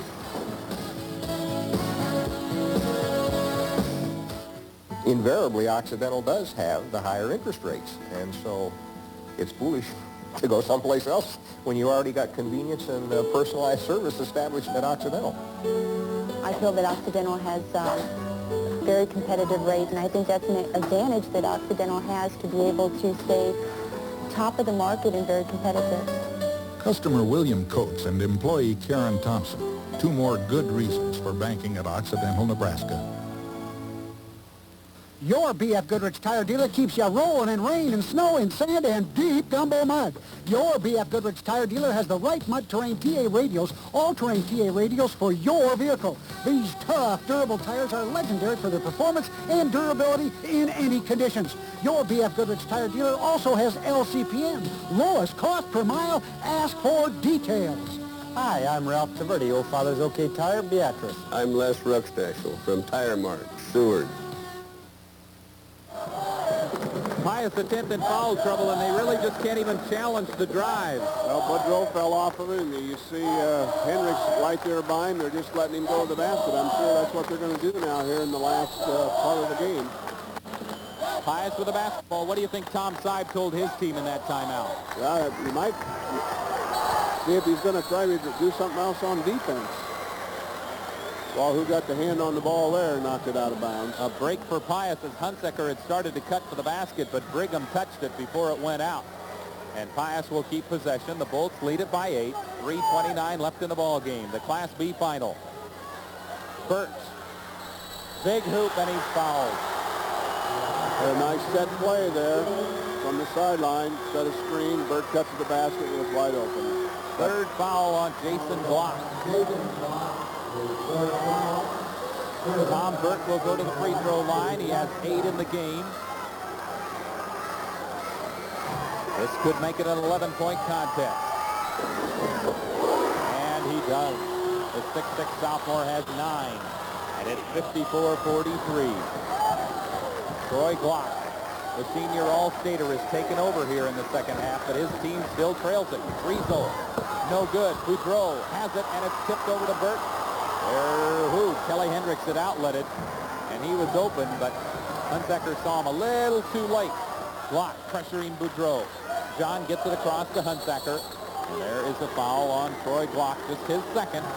And maybe Wahoo might be getting into the mold where they want to say, hey, let's foul each time down. And really, the more offensive possessions Wahoo can have, the better off they are, because then they can try to draw some fouls. I really think they need to get Hendricks or Easley out of there, maybe just to try to grab that last bit of momentum. Of course, I'm sure what Coach Seib told him at the timeout was if he drives down in there, you almost got to get off and let him go to the basket. Hunsaker rings it around, and it goes down. There you see a nice shot of Tom Seib, and I have to admit it would be nice to see Tom Seib win a state championship. He's a really nice guy. He really is a nice guy. I've enjoyed coaching against him down through the years. Second one by Hunsaker doesn't go. Troy Glock. First basket off the break they've got tonight. And there's another timeout. And they get it this time. Well, I tell you, Wahoo is really putting the pressure to him. Yeah. Pius having trouble even inbounding the ball. They're really turning up the pressure here, which they're going to have to do now. They're still down 10 points with 2:50 to go in the ball game. Pius only one timeout left in the game. It is 55-45. In case you just joined us, I'm Jeff Schmall, our guest color commentator for this game, Rod Felix, the Seward boys basketball coach.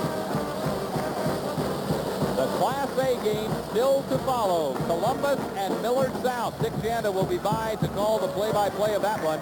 And Tom Hall of Omaha West Side will be our guest color commentator for that game, as Millard South attempts to become the first Class A team since, I believe, 1960, Rod, to finish as an undefeated state champion. And Millard South will go into that game as the favorite. They've got an excellent basketball team. Yeah, they really do. Coach Ribble's done a fine job with them. I know they've compared them to one of the Omaha South teams a long time ago, and these kids have played together quite a while, and he had a real fine ball club.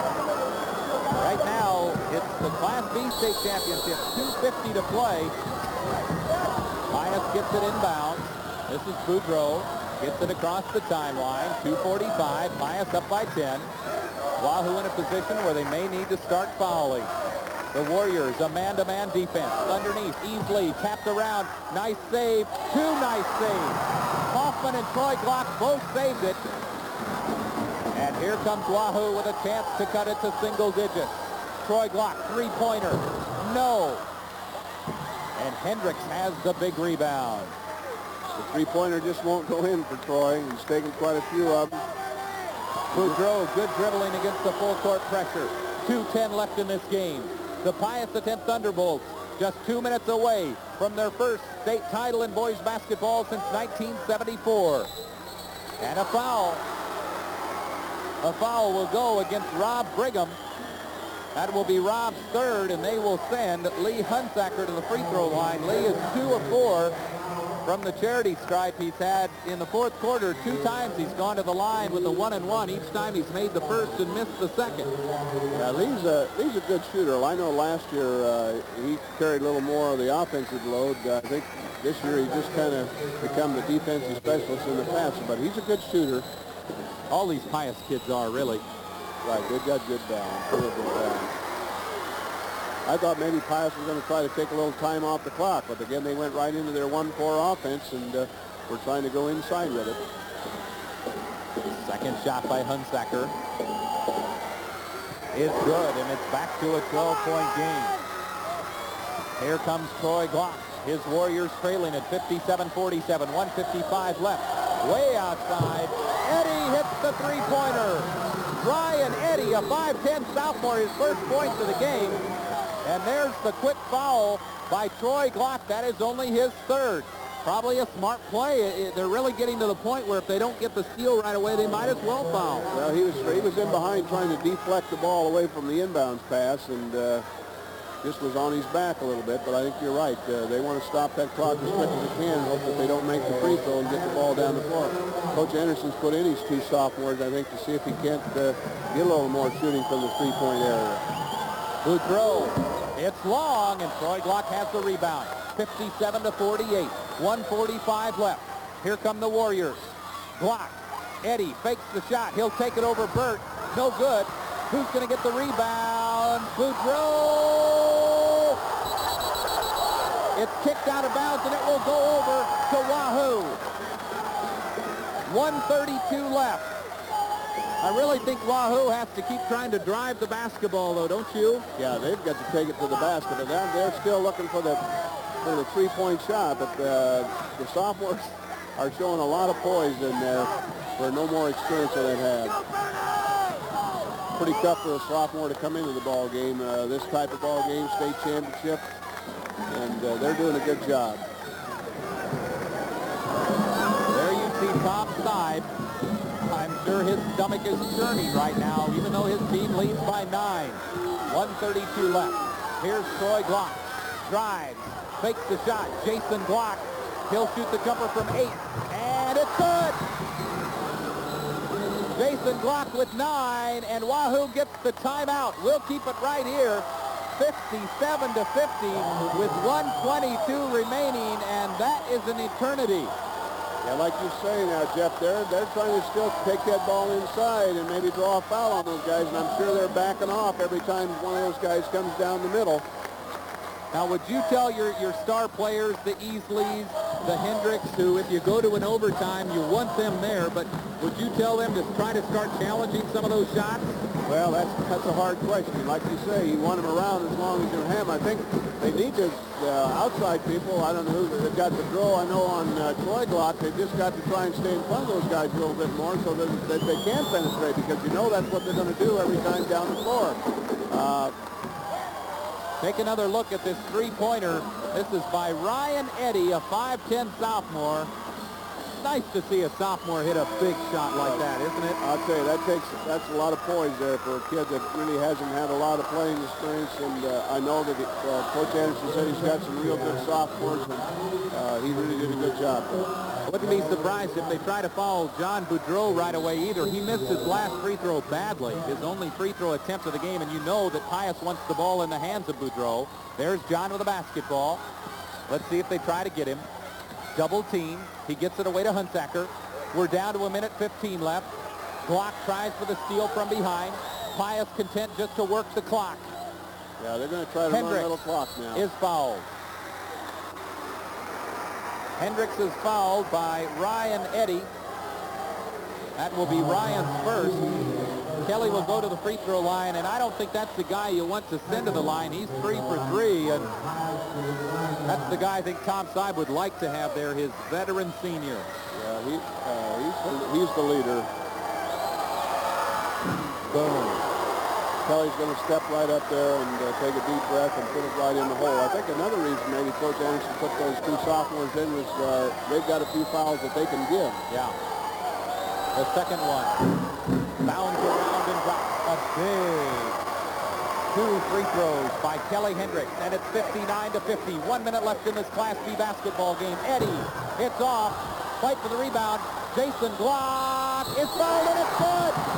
That's it for Ed Easley. He has 5 fouls, and it's back to a 7-point game as Jason Glock connects. What a big rebound. Another sophomore.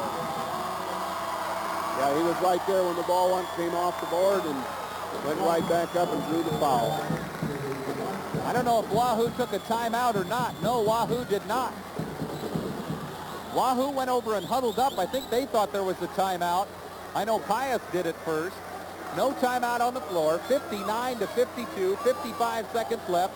Jason Glock will go to the free throw line. Wahoo won it 50-48 last year over Pius on a last-second shot. Can the Warriors get back into that same position this year and try to win it?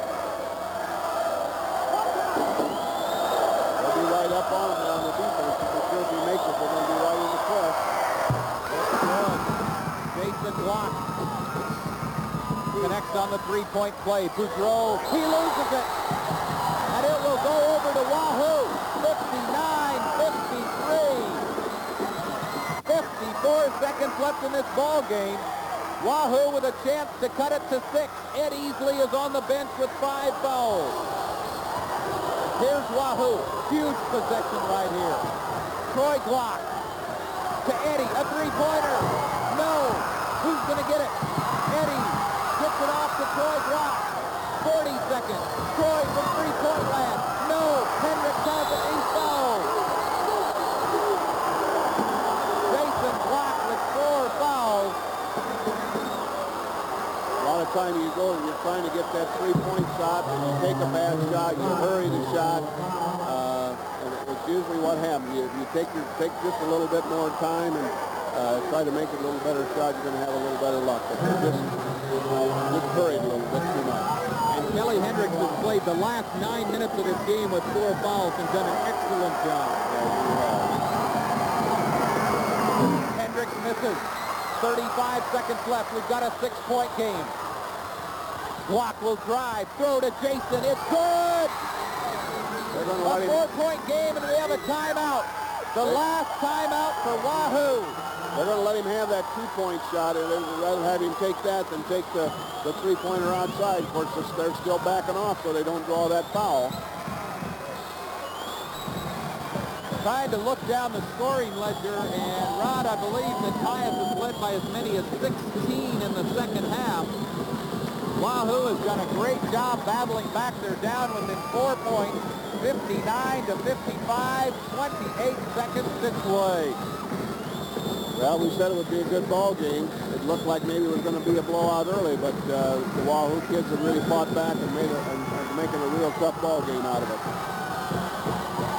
Sure that Wahoo will try to get the turnover right away, and if they don't, they'll foul. And they really don't have a choice on who they want to send to the free throw line anymore. They just have to foul as quickly as possible. Well, I'm sure Pius is going to try to keep the ball in the hands of those guys that are their best free throw shooters.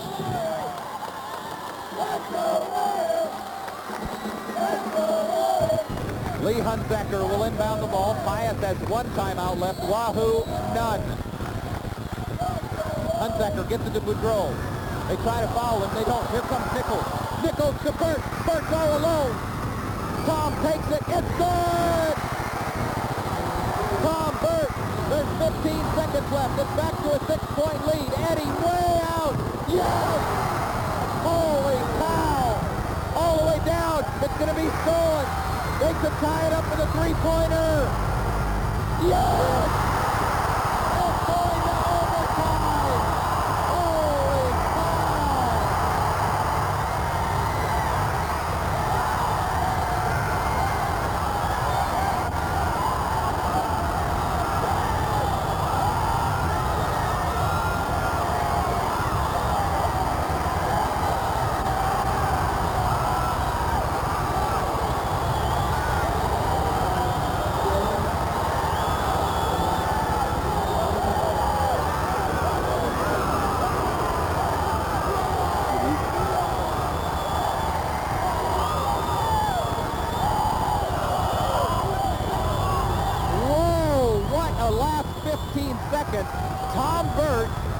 made that turnaround bank shot with 20 seconds to go to put Pius up by 6.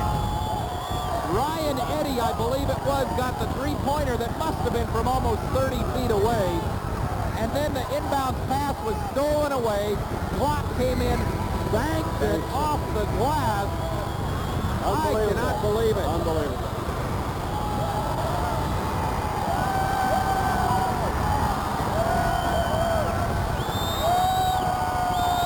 It looked like Pius had it in the bag.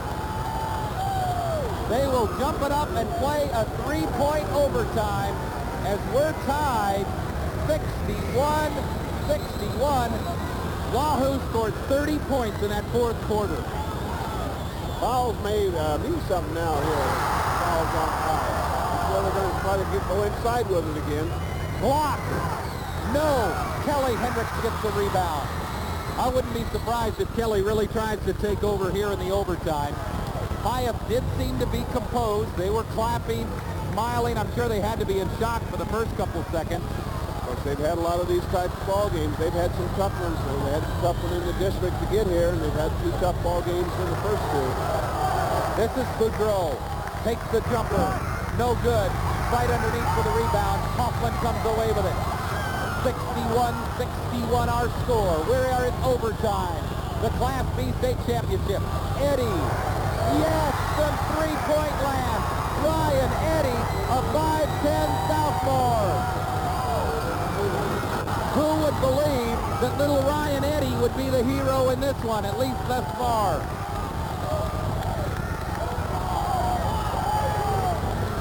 Hunsaker, they get it inside to Burt.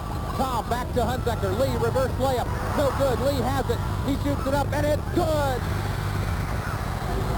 But the difference has been, too, Wahoo, a team that probably played zone 90% of the season, has gone to man-to-man here at the end of the ball game. Trouble with the ball. Hunsaker. Who's going to have it? Here's Pius. It's a foul on Eddy. Boy, these kids are putting it on the line. He saved a sure two-pointer there. It was a smart thing to do.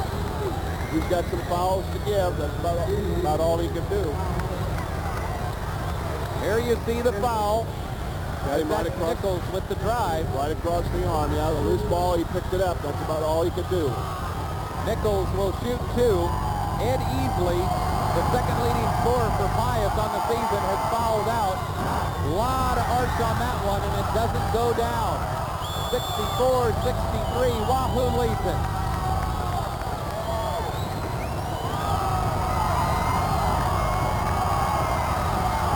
No good.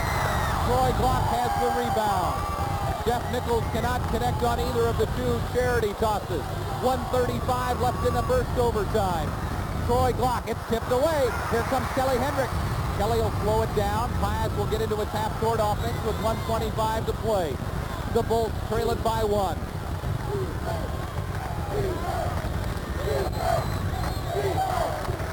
Jeff Nichols to Kelly Hendricks. Inside, Burt can't handle it. And it's Wahoo's ball. Pius looks a bit rattled. And I'm sure they are. You know, the pressure's down a little bit. They've moved their 1-4 offense usually across the free throw line. They've dropped it down a little closer to the basket. You see, they do have Hunsaker back on Troy Glock again. Here's Troy. 1 minute remaining. Wahoo with the basketball and a 1-point lead. Eddy out top to Troy Glock. Troy with Hunsaker on him. Hunsaker has 4 fouls. He has to be careful. Watch out for the 5-second call. Knock it around. This is Eddy, and Nichols has the foul. Rather, that's Bernie Inbody. Wahoo's trying to run a little time off the clock. Pius went to a trap and almost had to steal. More pressure for a sophomore.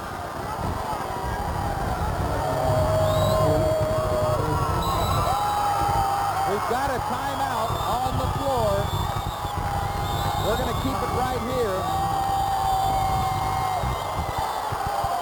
Wahoo leads Pius 64-63. 43 seconds left. We've checked it out, Rod, and Bernie Inbody was the player who got that last the second to the last three-point shot. He's a 5'9" sophomore. So Ryan Eddy hit a big three-pointer in the fourth quarter. Bernie Inbody did the same. They're both only sophomores. There you see the two huddles. It's just unbelievable how the pair of sophomores can come in such a big ball game and have that much poise. That's one reason why I love the three-point shot. I don't know. I think you coaches probably hate it sometimes, but boy, the possibilities that it creates. Well, you love it if you've got somebody that can shoot it.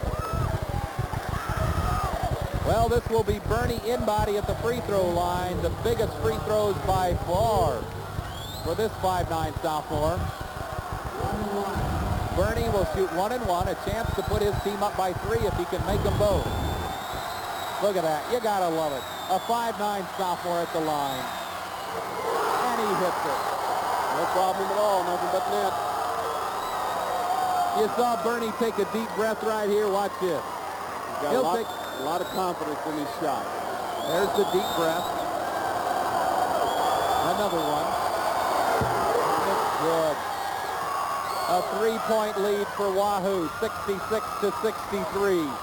This would be a bitter, crushing defeat for the Pius X Thunderbolts, as it looked like they had the Class B state championship in their grasp, leading by 6 with only 15 seconds to play. But Wahoo came back with 2 miraculous 3-point shots, and now the Warriors lead it by 3 with only 20 seconds left in overtime. Boudreau inside to Burt. Burt's fall away, no good. Nichols tips it, and it's Wahoo's ball.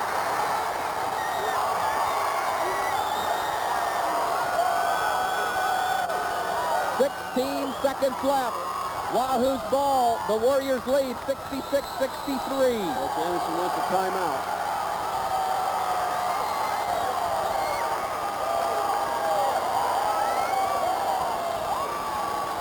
Well, folks, we almost guaranteed you a great basketball game. I sure thought we'd see a good one, and it turned out to be fantastic.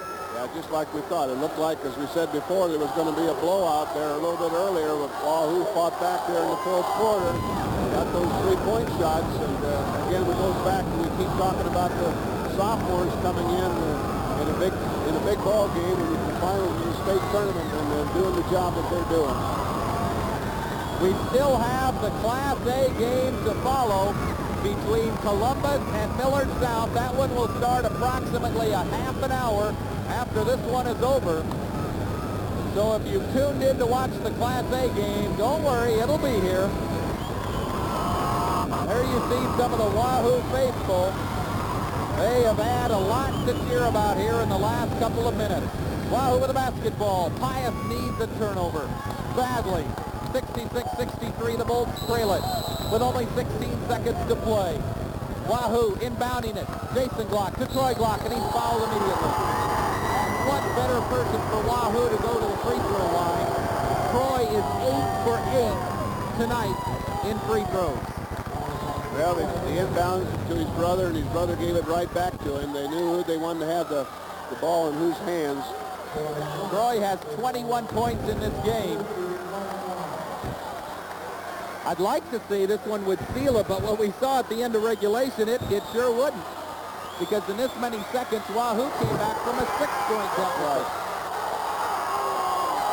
The free throw good by Troy Glock. Tom Side wants John Boudreau to take a 3-point shot. The second one by Glock is perfect. And it's a 5-point game. It will be pandemonium in the next 10 seconds. Boudreau will take the 3-pointer. No good. Nichols will go out to try another one. And he fouls away from the ball. Bernie Inbody celebrating. I tell you, I'm happy for Wahoo because it's been a great comeback, but my heart's a little broken for Tom Shive and the Pius X Thunderbolts. Well, it looked like on that foul there that Inbody had the position, and Nicholas just went kind of over his back on the rebound. Bernie Inbody will shoot a 1 and 1. good. 5 seconds. Here's Hendricks from 3. It's good, but it's elementary as Wahoo wins the Class B state championship with a thrilling 68-66 win in overtime over Lincoln Pius X. That's one of the most amazing comebacks I've ever seen, Rod. I don't think I've ever seen. I've been to a lot of state tournaments, but I can't remember one like that at all. Of course, years ago we didn't have the three-point shot, and that's what won the ball game. Got them back inside their ball game in regulation, so they could go on and play, and they hit a couple three-point shots there a little later. I have a feeling that Ryan Eddy and Bernie Inbody, the two little sophomores for Seward, are going to have trouble falling asleep tonight. Well, not for Seward, but for Wahoo. I wish they were in Seward, but they were the heroes. Came in, you look out on the floor, those are the guys that got up on their shoulders. They just did a tremendous job. There you see the final in overtime. Wahoo over Lincoln Pius X, 68-66. We will be back with the Class B medal presentation right after this.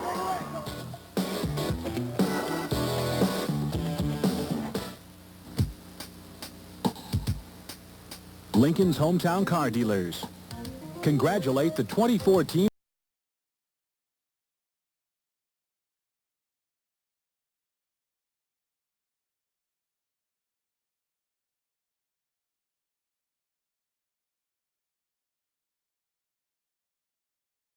at these Lincoln hometown dealers. Mike Branker Buick GM Center, 421 North 48th. Guy Deans Ford, 1901 West O. Mid-City Toyota, 1145 North 48th.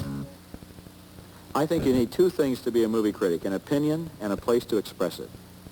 Everyone is a movie critic. That's what's so great about being a movie critic, is that you mix it up with the whole world. My qualifications are, I'm the movie critic, here's my opinion. Your qualifications are, you're the movie critic, that's your opinion when you go to the movies. They're the most democratic art form we have. People are intimidated by plays and opera, not movies. For the critical difference, it's Siskel and Ebert and the movies. Looking for a great getaway?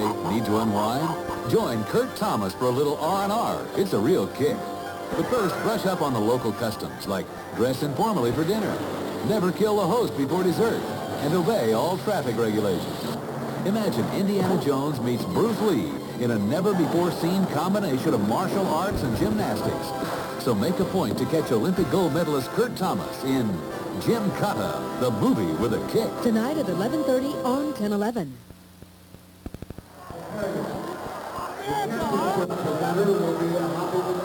Back at the Bob Devaney Sports Center, Jeff Small along with Rod Felix, the Seward boys basketball coach. Rod, you've been coaching basketball how long?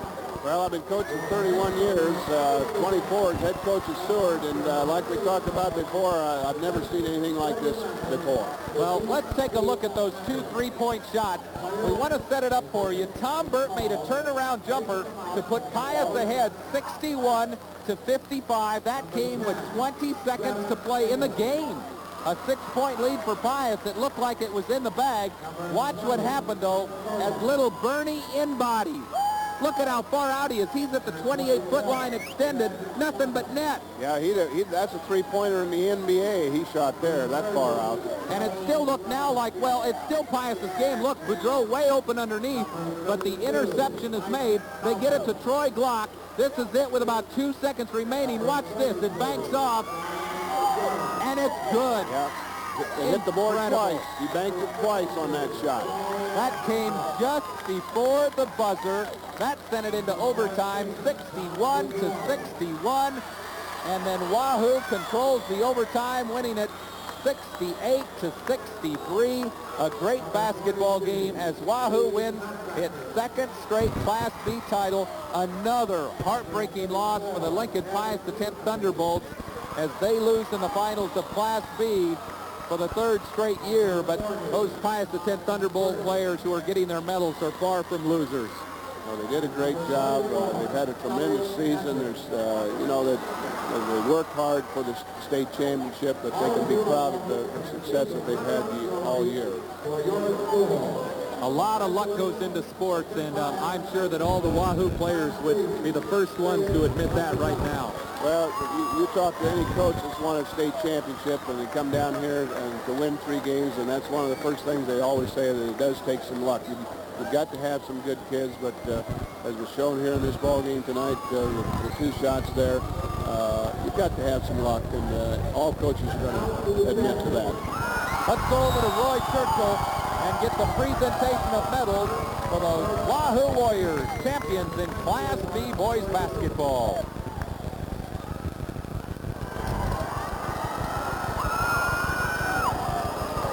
Now, Coach, hand out the gold medals to your championship team members. We'll introduce them one by one. Number 11, Ryan Eady.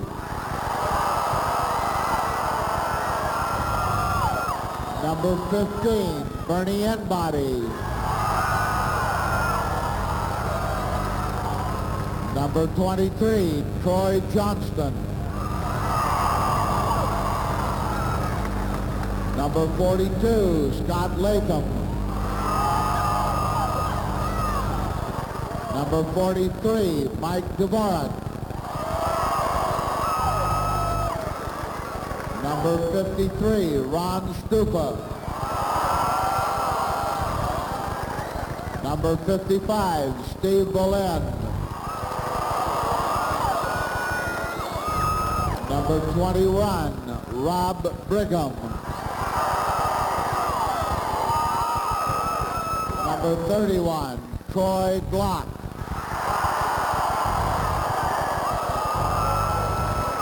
Number 33, Cliff Griselle. Number 45, Jason Glock. And number 50, Randy Hoffman.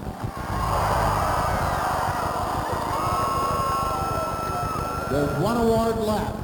The 1989 Class B High School Basketball Trophy. Come and get it. Congratulations, Wahoo High School. Class B High School Basketball Champion.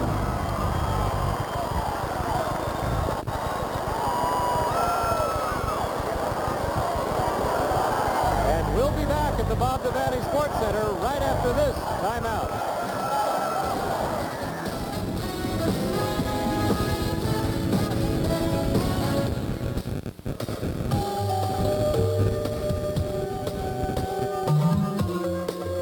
March 12th through the 18th is Employ the Older Worker Week. Many mature Americans are having a hard time finding jobs once they're past a certain age. Hello, I'm Deb Collins. This week on 1011 Sunday, we'll talk with some older workers about the difficulty in finding jobs and the agencies that help match mature workers with employers, matches that are beneficial to everyone.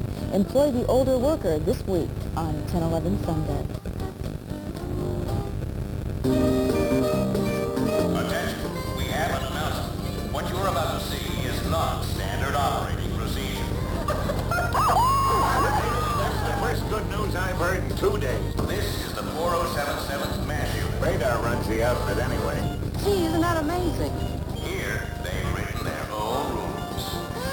Regular audio is on. You ain't seen nothing yet. Join us for MASH. MASH, 10:30 weeknights only on 1011. Hi, this is where little kids are always looking for things to play with. I want to show you what cigarette lighters or matches should look like to the little kids in your home.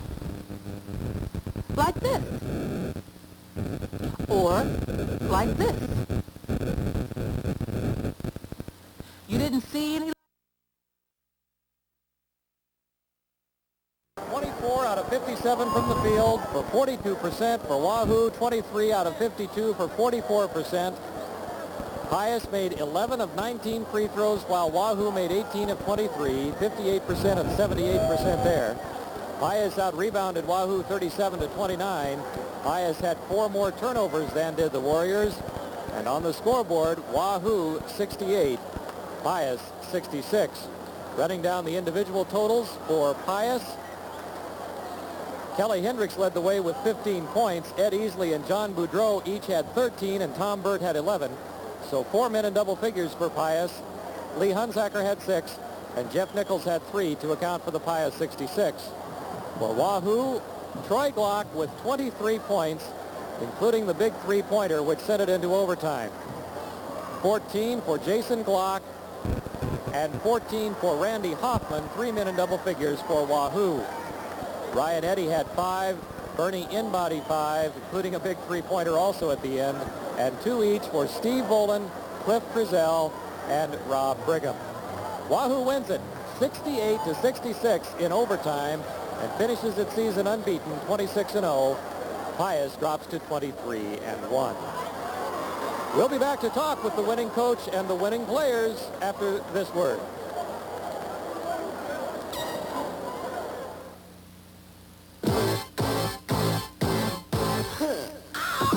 The 1989 Boys State Basketball Finals are brought to you by your B.F. Goodrich dealers of Nebraska, your Lincoln hometown car dealers, NC Plus, and Occidental, Nebraska.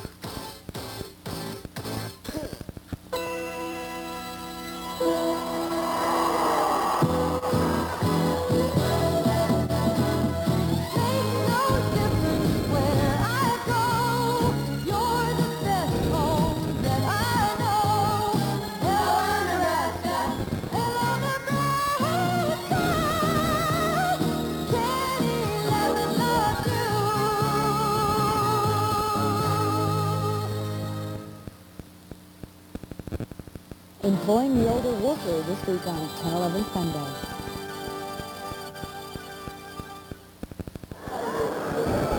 The Wahoo Warriors have won the Class B title with an unbelievable 68-66 win over Lincoln Pius X in the Class B final. With me, Coach Mick Anderson of the Wahoo Warriors. And Coach, I really want to thank you. I know you just wanted to make it suspenseful for us, right? Well, I suppose you want to hear we drew that up and everything worked out the way it was supposed to. But, you know, a finish like that, there's a lot of luck involved. And we just told our kids compete, go to the buzzer. We were looking for three-pointers at the end, obviously, to get us back in the ball game. And we just got lucky.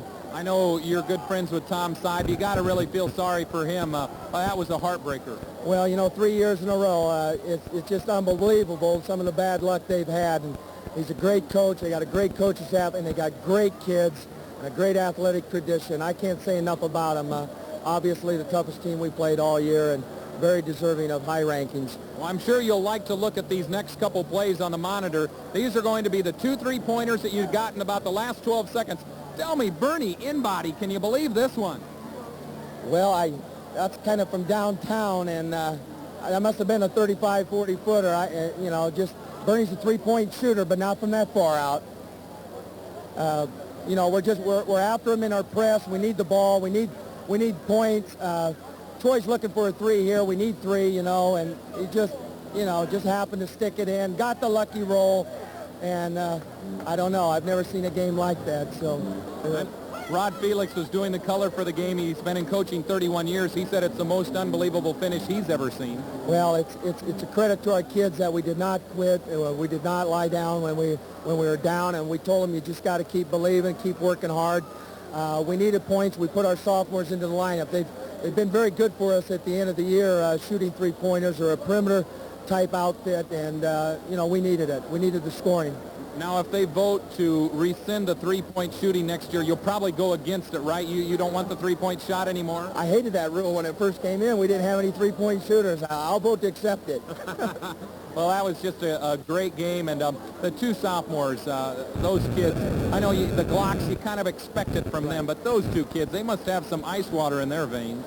Well, our sophomores, including Steve Volan and Jason Glock, have played a lot of basketball since they've been in the 7th grade, and they're a real tight-knit group, and they believe they played an awful lot of basketball, and it's just a fitting tribute to them that they could come in at the end here and help us win the ball game. And it wasn't until very late in the year that we even started to use them. We've been predominantly a 5-6-man ball club all year, and towards the end of the year, we started to use them more, and it paid off tonight. Well, I tell you, Mick, if you keep providing these exciting finishes like that, last year a last-second bucket to win by 2 over Pius, we'll keep asking you back every year. Thanks a lot. Congratulations, 2 straight over Pius, and just some great basketball games. It really feels good, and you know, you got to be good and you got to be lucky, and I think the last couple of years we've been blessed. Okay, congratulations. We want to talk to the Wahoo players, and we will do just that right after this timeout.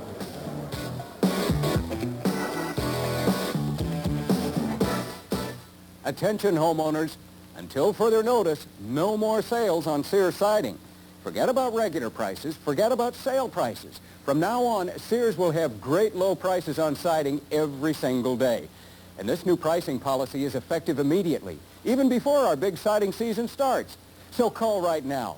When your siding is from Sears, you can be sure of a great low price and a whole lot more. Top quality materials, reliable installation by insured professionals, and the Sears name to back it all up. So now, once and for all, you can put an end to the bothersome chore of scraping and painting your house, or the expense of hiring a professional painter every few years. Why settle for a temporary solution to a permanent problem? Call this toll-free number now for your free in-home estimate. Our crews are ready to work, and the price is right starting right now. So there's no reason to wait for a season or a sale. Whether your home is wood, brick, stucco, or a combination, siding, overhangs, and trim from Sears can give it a fresh new look that's virtually maintenance-free. That means you'll be free to spend more time with your family, free to do the things you really want to do, this year and for years to come. So if you've been thinking about siding your home and maybe even waiting for a sale, don't wait any longer. Call this toll-free number now for your free in-home estimate. Find out how little it costs to enjoy all the beauty and satisfaction of siding from Sears.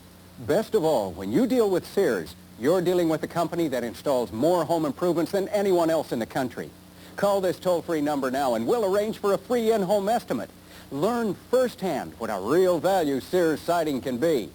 Why do business with anyone else when you can get your siding from Sears? Call 1-800-524-8400 now to arrange for your free in-home estimate. Now, Sears has great low prices on siding every single day. Call 1-800-524-8400. With Sears siding, you can keep your house looking great without the bother and expense of frequent repainting. That's 1-800-524-8400.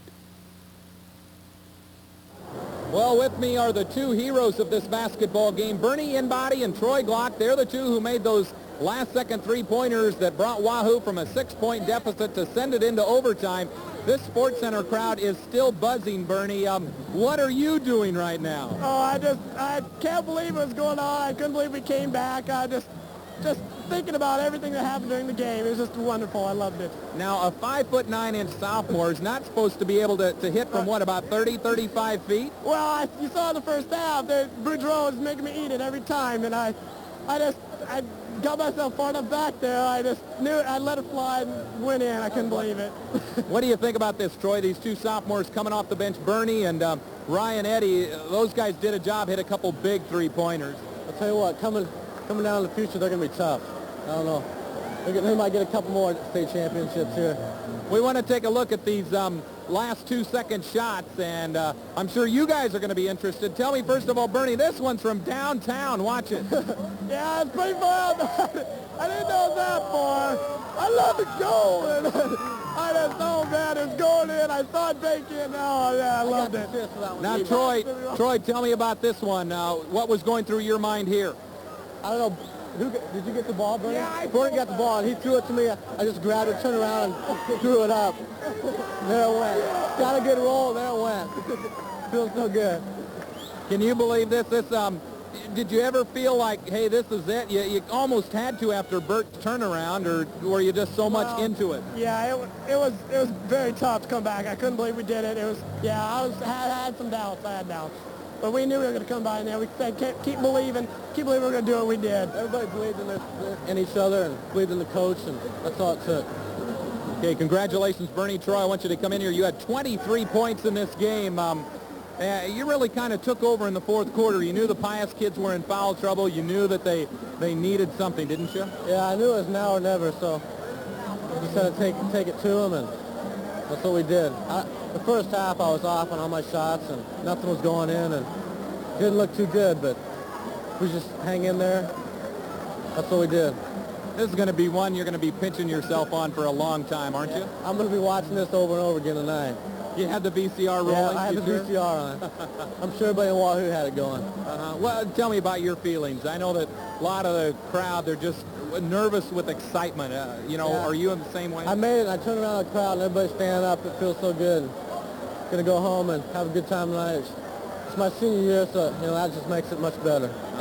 I know the Pius kids showed a lot of class, or at least from what I saw. You know what it would be like to be on that side of the bench. Oh, yeah. John Boudreau, I don't know, he came over to me after the game and had a smile on his face. I don't know how he can do that, but he's a good player and a good kid. And he's a nice kid. Fun to be involved with the game that, you know, this is one game that people will never forget. I know they still talk about the Kent Reckaway miracle shot. I don't know if you remember that. That was back in like 1971. You know, this is one game that people will talk about for 20 or 30 years. It's got to be fun to be involved in something like that. Coach said at halftime this would be one of the greatest comebacks down here ever, and that's what it was. He just believed in Coach and believed in everybody else.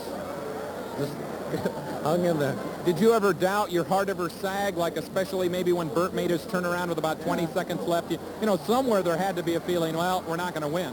You think about that, but then you just got to put it aside and keep thinking that you can do it.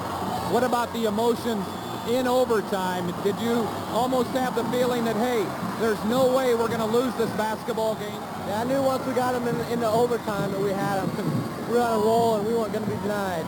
Okay, congratulations, Troy Glocka. Thank you. Great last-second shot, a great basketball Thank game. you. Okay, we want to bring in now Ryan Eddy. And Ryan, you had a big three-pointer in the fourth quarter, a big three-pointer in the overtime period. Anybody tell you that 5'10" sophomores aren't supposed to come off the bench and do that? No, they always tell us, you miss, keep shooting. And we kept shooting. I missed a couple, but after a while, if you keep shooting, they'll go in. So that's what they keep telling us. We got your three-point shot from the overtime. Take a look at it right here. This one really was sweet because it did put you up by a big three. Well, Troy came down the court and there was no one on me. And Troy said shoot it, so I shot it and it went in. I don't know. If he hadn't have said shoot it, you wouldn't have? Or? No, I still probably shot it, but I don't know. I'm just glad it went in. What were your nerves like at this time in the basketball game? You know, were you jittery? I think most people would think, gosh, this guy's just got to be really jittery, only a sophomore. You know, what was it like? I was a lot more nervous when I came in, like in the second quarter, and I threw the ball and Cliff missed it or something. I was more nervous then than I was at the end of the game. I knew it was just like starting a whole new game. You start 0-0 and just got to keep playing. What was it like to watch that last, about 15 seconds? Incredible? I don't know what word describes it. It was unbelievable. Unbelievable. Okay, let's bring in a couple of the other players for Wahoo. Cliff Krizzle. Cliff, that one had to be fun. This has to top last year, I think. It definitely does. It was incredible. Bernie and Ryan, they play so well. It's just, they can shoot the ball so well, and when they get in there, they always hit it, man. They never miss, it seems. We got a basket of yours driving in. I'm not sure when this occurred. Well, you only had 2 points. This came in the fourth quarter, and this had to, I remember, was a big basket for your team. Every point was big in that fourth quarter. Yeah, I remember. I don't score very much, so I let all the other guys do that. But yeah, that was a clutch shot, I think. And we started rolling in the fourth quarter. And right at the end, they started scoring, and when they start scoring, they can't stop us, I guess. It was just awesome. When the game went into overtime, tell me about the huddle. You know, what was it like inside that huddle? It was loud. You could hardly hear Coach talking at all. It was so loud. He just said, you know, we're the best. He goes, if we keep going hard, we're going to get it. And they just started putting the shots in, and I think Ryan hit a three-pointer right away and jumped on top of him, and I think that kind of got him down because it's their third year in a row that they've been runner-up, and I think they maybe started thinking about that, especially when we started scoring at the end. But then when Ryan hit that shot, it just put a nail in the coffin. It was just awesome. Okay, congratulations, Cliff. Let's bring in Randy Hoffman. Randy, come on in. We hear a lot about highs in sports, you know, natural highs and that type of thing. And I would think when you guys sent that game into overtime, that had to be as big a high as you can get. The adrenaline was really going. We were psyched up. We were in shock almost. I know the whole crowd was. It was just, it had to be incredible to watch. It was, it's amazing. Randy had 14 points in tonight's game. We're going to take a look at a basket by you. Most of your stuff came in the first half, but you had a big hoop in the fourth quarter catching it underneath. Pius really gave you a hard time underneath, didn't they? Yeah, their kids are tall and they're strong, and they blocked out well on the boards, and offensive boards weren't there tonight, so we had to take it from the outside at the end, and we did it. How does it feel to be involved in a game that people are going to be talking about for 20 or 30 years as possibly one of the best state tournament games ever. It feels great. Last year, sat on the bench and watched, and this year it felt a lot better than last year. Back to back. Were you nervous out there at all when the last stuff was going on, watching those little sophomores take those three-pointers? I wasn't nervous because in practice they hit them all the time. I knew they'd make them. Finally, let's bring in Jason Glock. Jason, come on in here and tell me about this one. I know you were part of the one last year, didn't play as much, but I think you guys topped yourselves for excitement this year. Yeah, this was an exciting year, and I think it was better than last year even. We got a bucket of you driving for a layup in here, and Jason in the ball game had 14 points, had 7 in the fourth quarter. I remember this was a really big one. That's when Easley got his 5th foul, and that was probably a key. Pius being in foul trouble in that fourth quarter. Yeah, when they got in foul trouble, we decided to just take to the hole and get them out of there. We just tried to get them out of there. Now, when your brother shot that three-pointer at the buzzer that tied it and sent it into overtime, you knew it was in all the way, right? No. I was hoping it was in. He gets those kind of rolls that, you know, it hit the front of the rim, then the backboard, and then kind of came down. Yeah, that's fine with me. That's fine. What about your fellow sophomores? You got to be proud of those two little kids. They played great. I'm looking forward to next year. Next year already? You're not going to savor this one for a while? No, I will. I have a feeling some kids are going to have a tough time getting to sleep tonight in Wahoo. Yeah. What about that? Did you ever feel like, you know, hey, it's over, I don't think we can come back anymore? Any doubts? I mean, with down 6 with 20 seconds to go, that, you know. Yeah, there were doubts, but we knew in our hearts that we could do it. We just kept on working hard. Well, congratulations, Jason Glock. It was a great game. Thank you. Okay, Wahoo wins the Class B title with a fantastic finish, beating Pius X in overtime, 68-66. We will be back to talk about the Class A state title game between Millard South and Columbus right after this.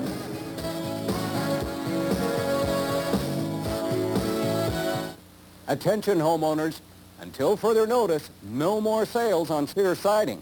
Forget about regular prices, forget about sale prices. From now on, Sears will have great low prices on siding every single day.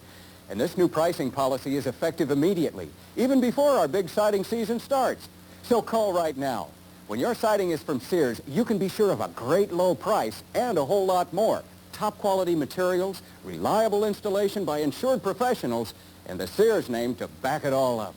So now, once and for all, you can put an end to the bothersome chore of scraping and painting your house, or the expense of hiring a professional painter every few years.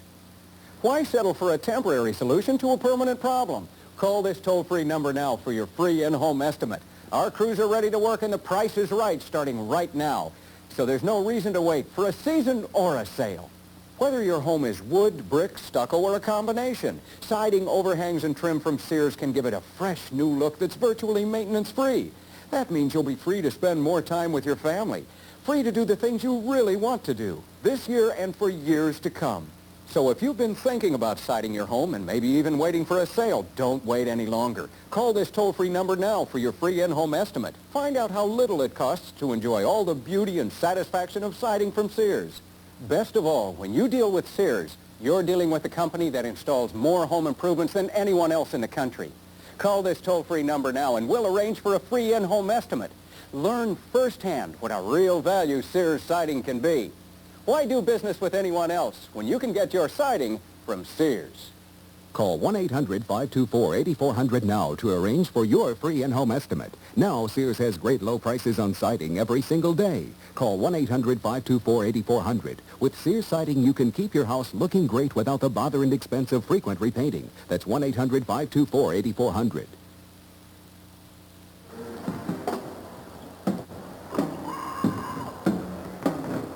Earlier this afternoon in Class D2, Hampton won the crown with a 49-43 win over Hampton. It was the second, over Hildreth rather, it was the second straight year that Hampton has won the Class D2 crown. And now joining me is Hampton coach Jerry Eichhoff. And Jerry, 6-point win, sounds like it must have been pretty easy, huh? I'm afraid it wasn't. As you know, we were down by 15 points in the first half and really struggled the first half. We didn't play either end of the floor, and we were really worried at halftime, and we were afraid we were never going to get into the flow of the game. And the second half, at halftime, we changed to a triangle 2 defense, and that threw their offense off, so they started missing some shots and gave us better rebound position, and that got us in their full court offense.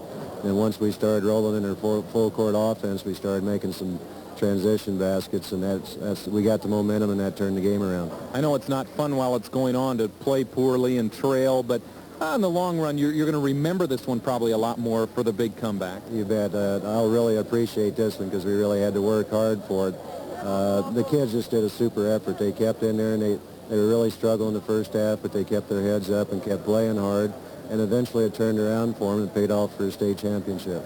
2 straight, a lot of young kids. Could we have a dynasty on our hands? Well, there's a lot of good young teams indeed, too, this year. I was just looking at the state program and stuff, and everybody's loaded with sophomores and juniors, and there's a lot of other good schools out there, too, so it's going to be a real challenge. We'll certainly, we got some good prospects coming back, and we're going to give it a go, I can tell you that. Okay, congratulations, Jerry. One of those good prospects who will be back next year is John Quiring. You had 12 points, John, and how about it? 2 in a row? You think 3 is a pretty good possibility? Oh, I sure think it's possible. We have a lot of people back from this year. We're going to miss Trent, though, but we'll still have a good team.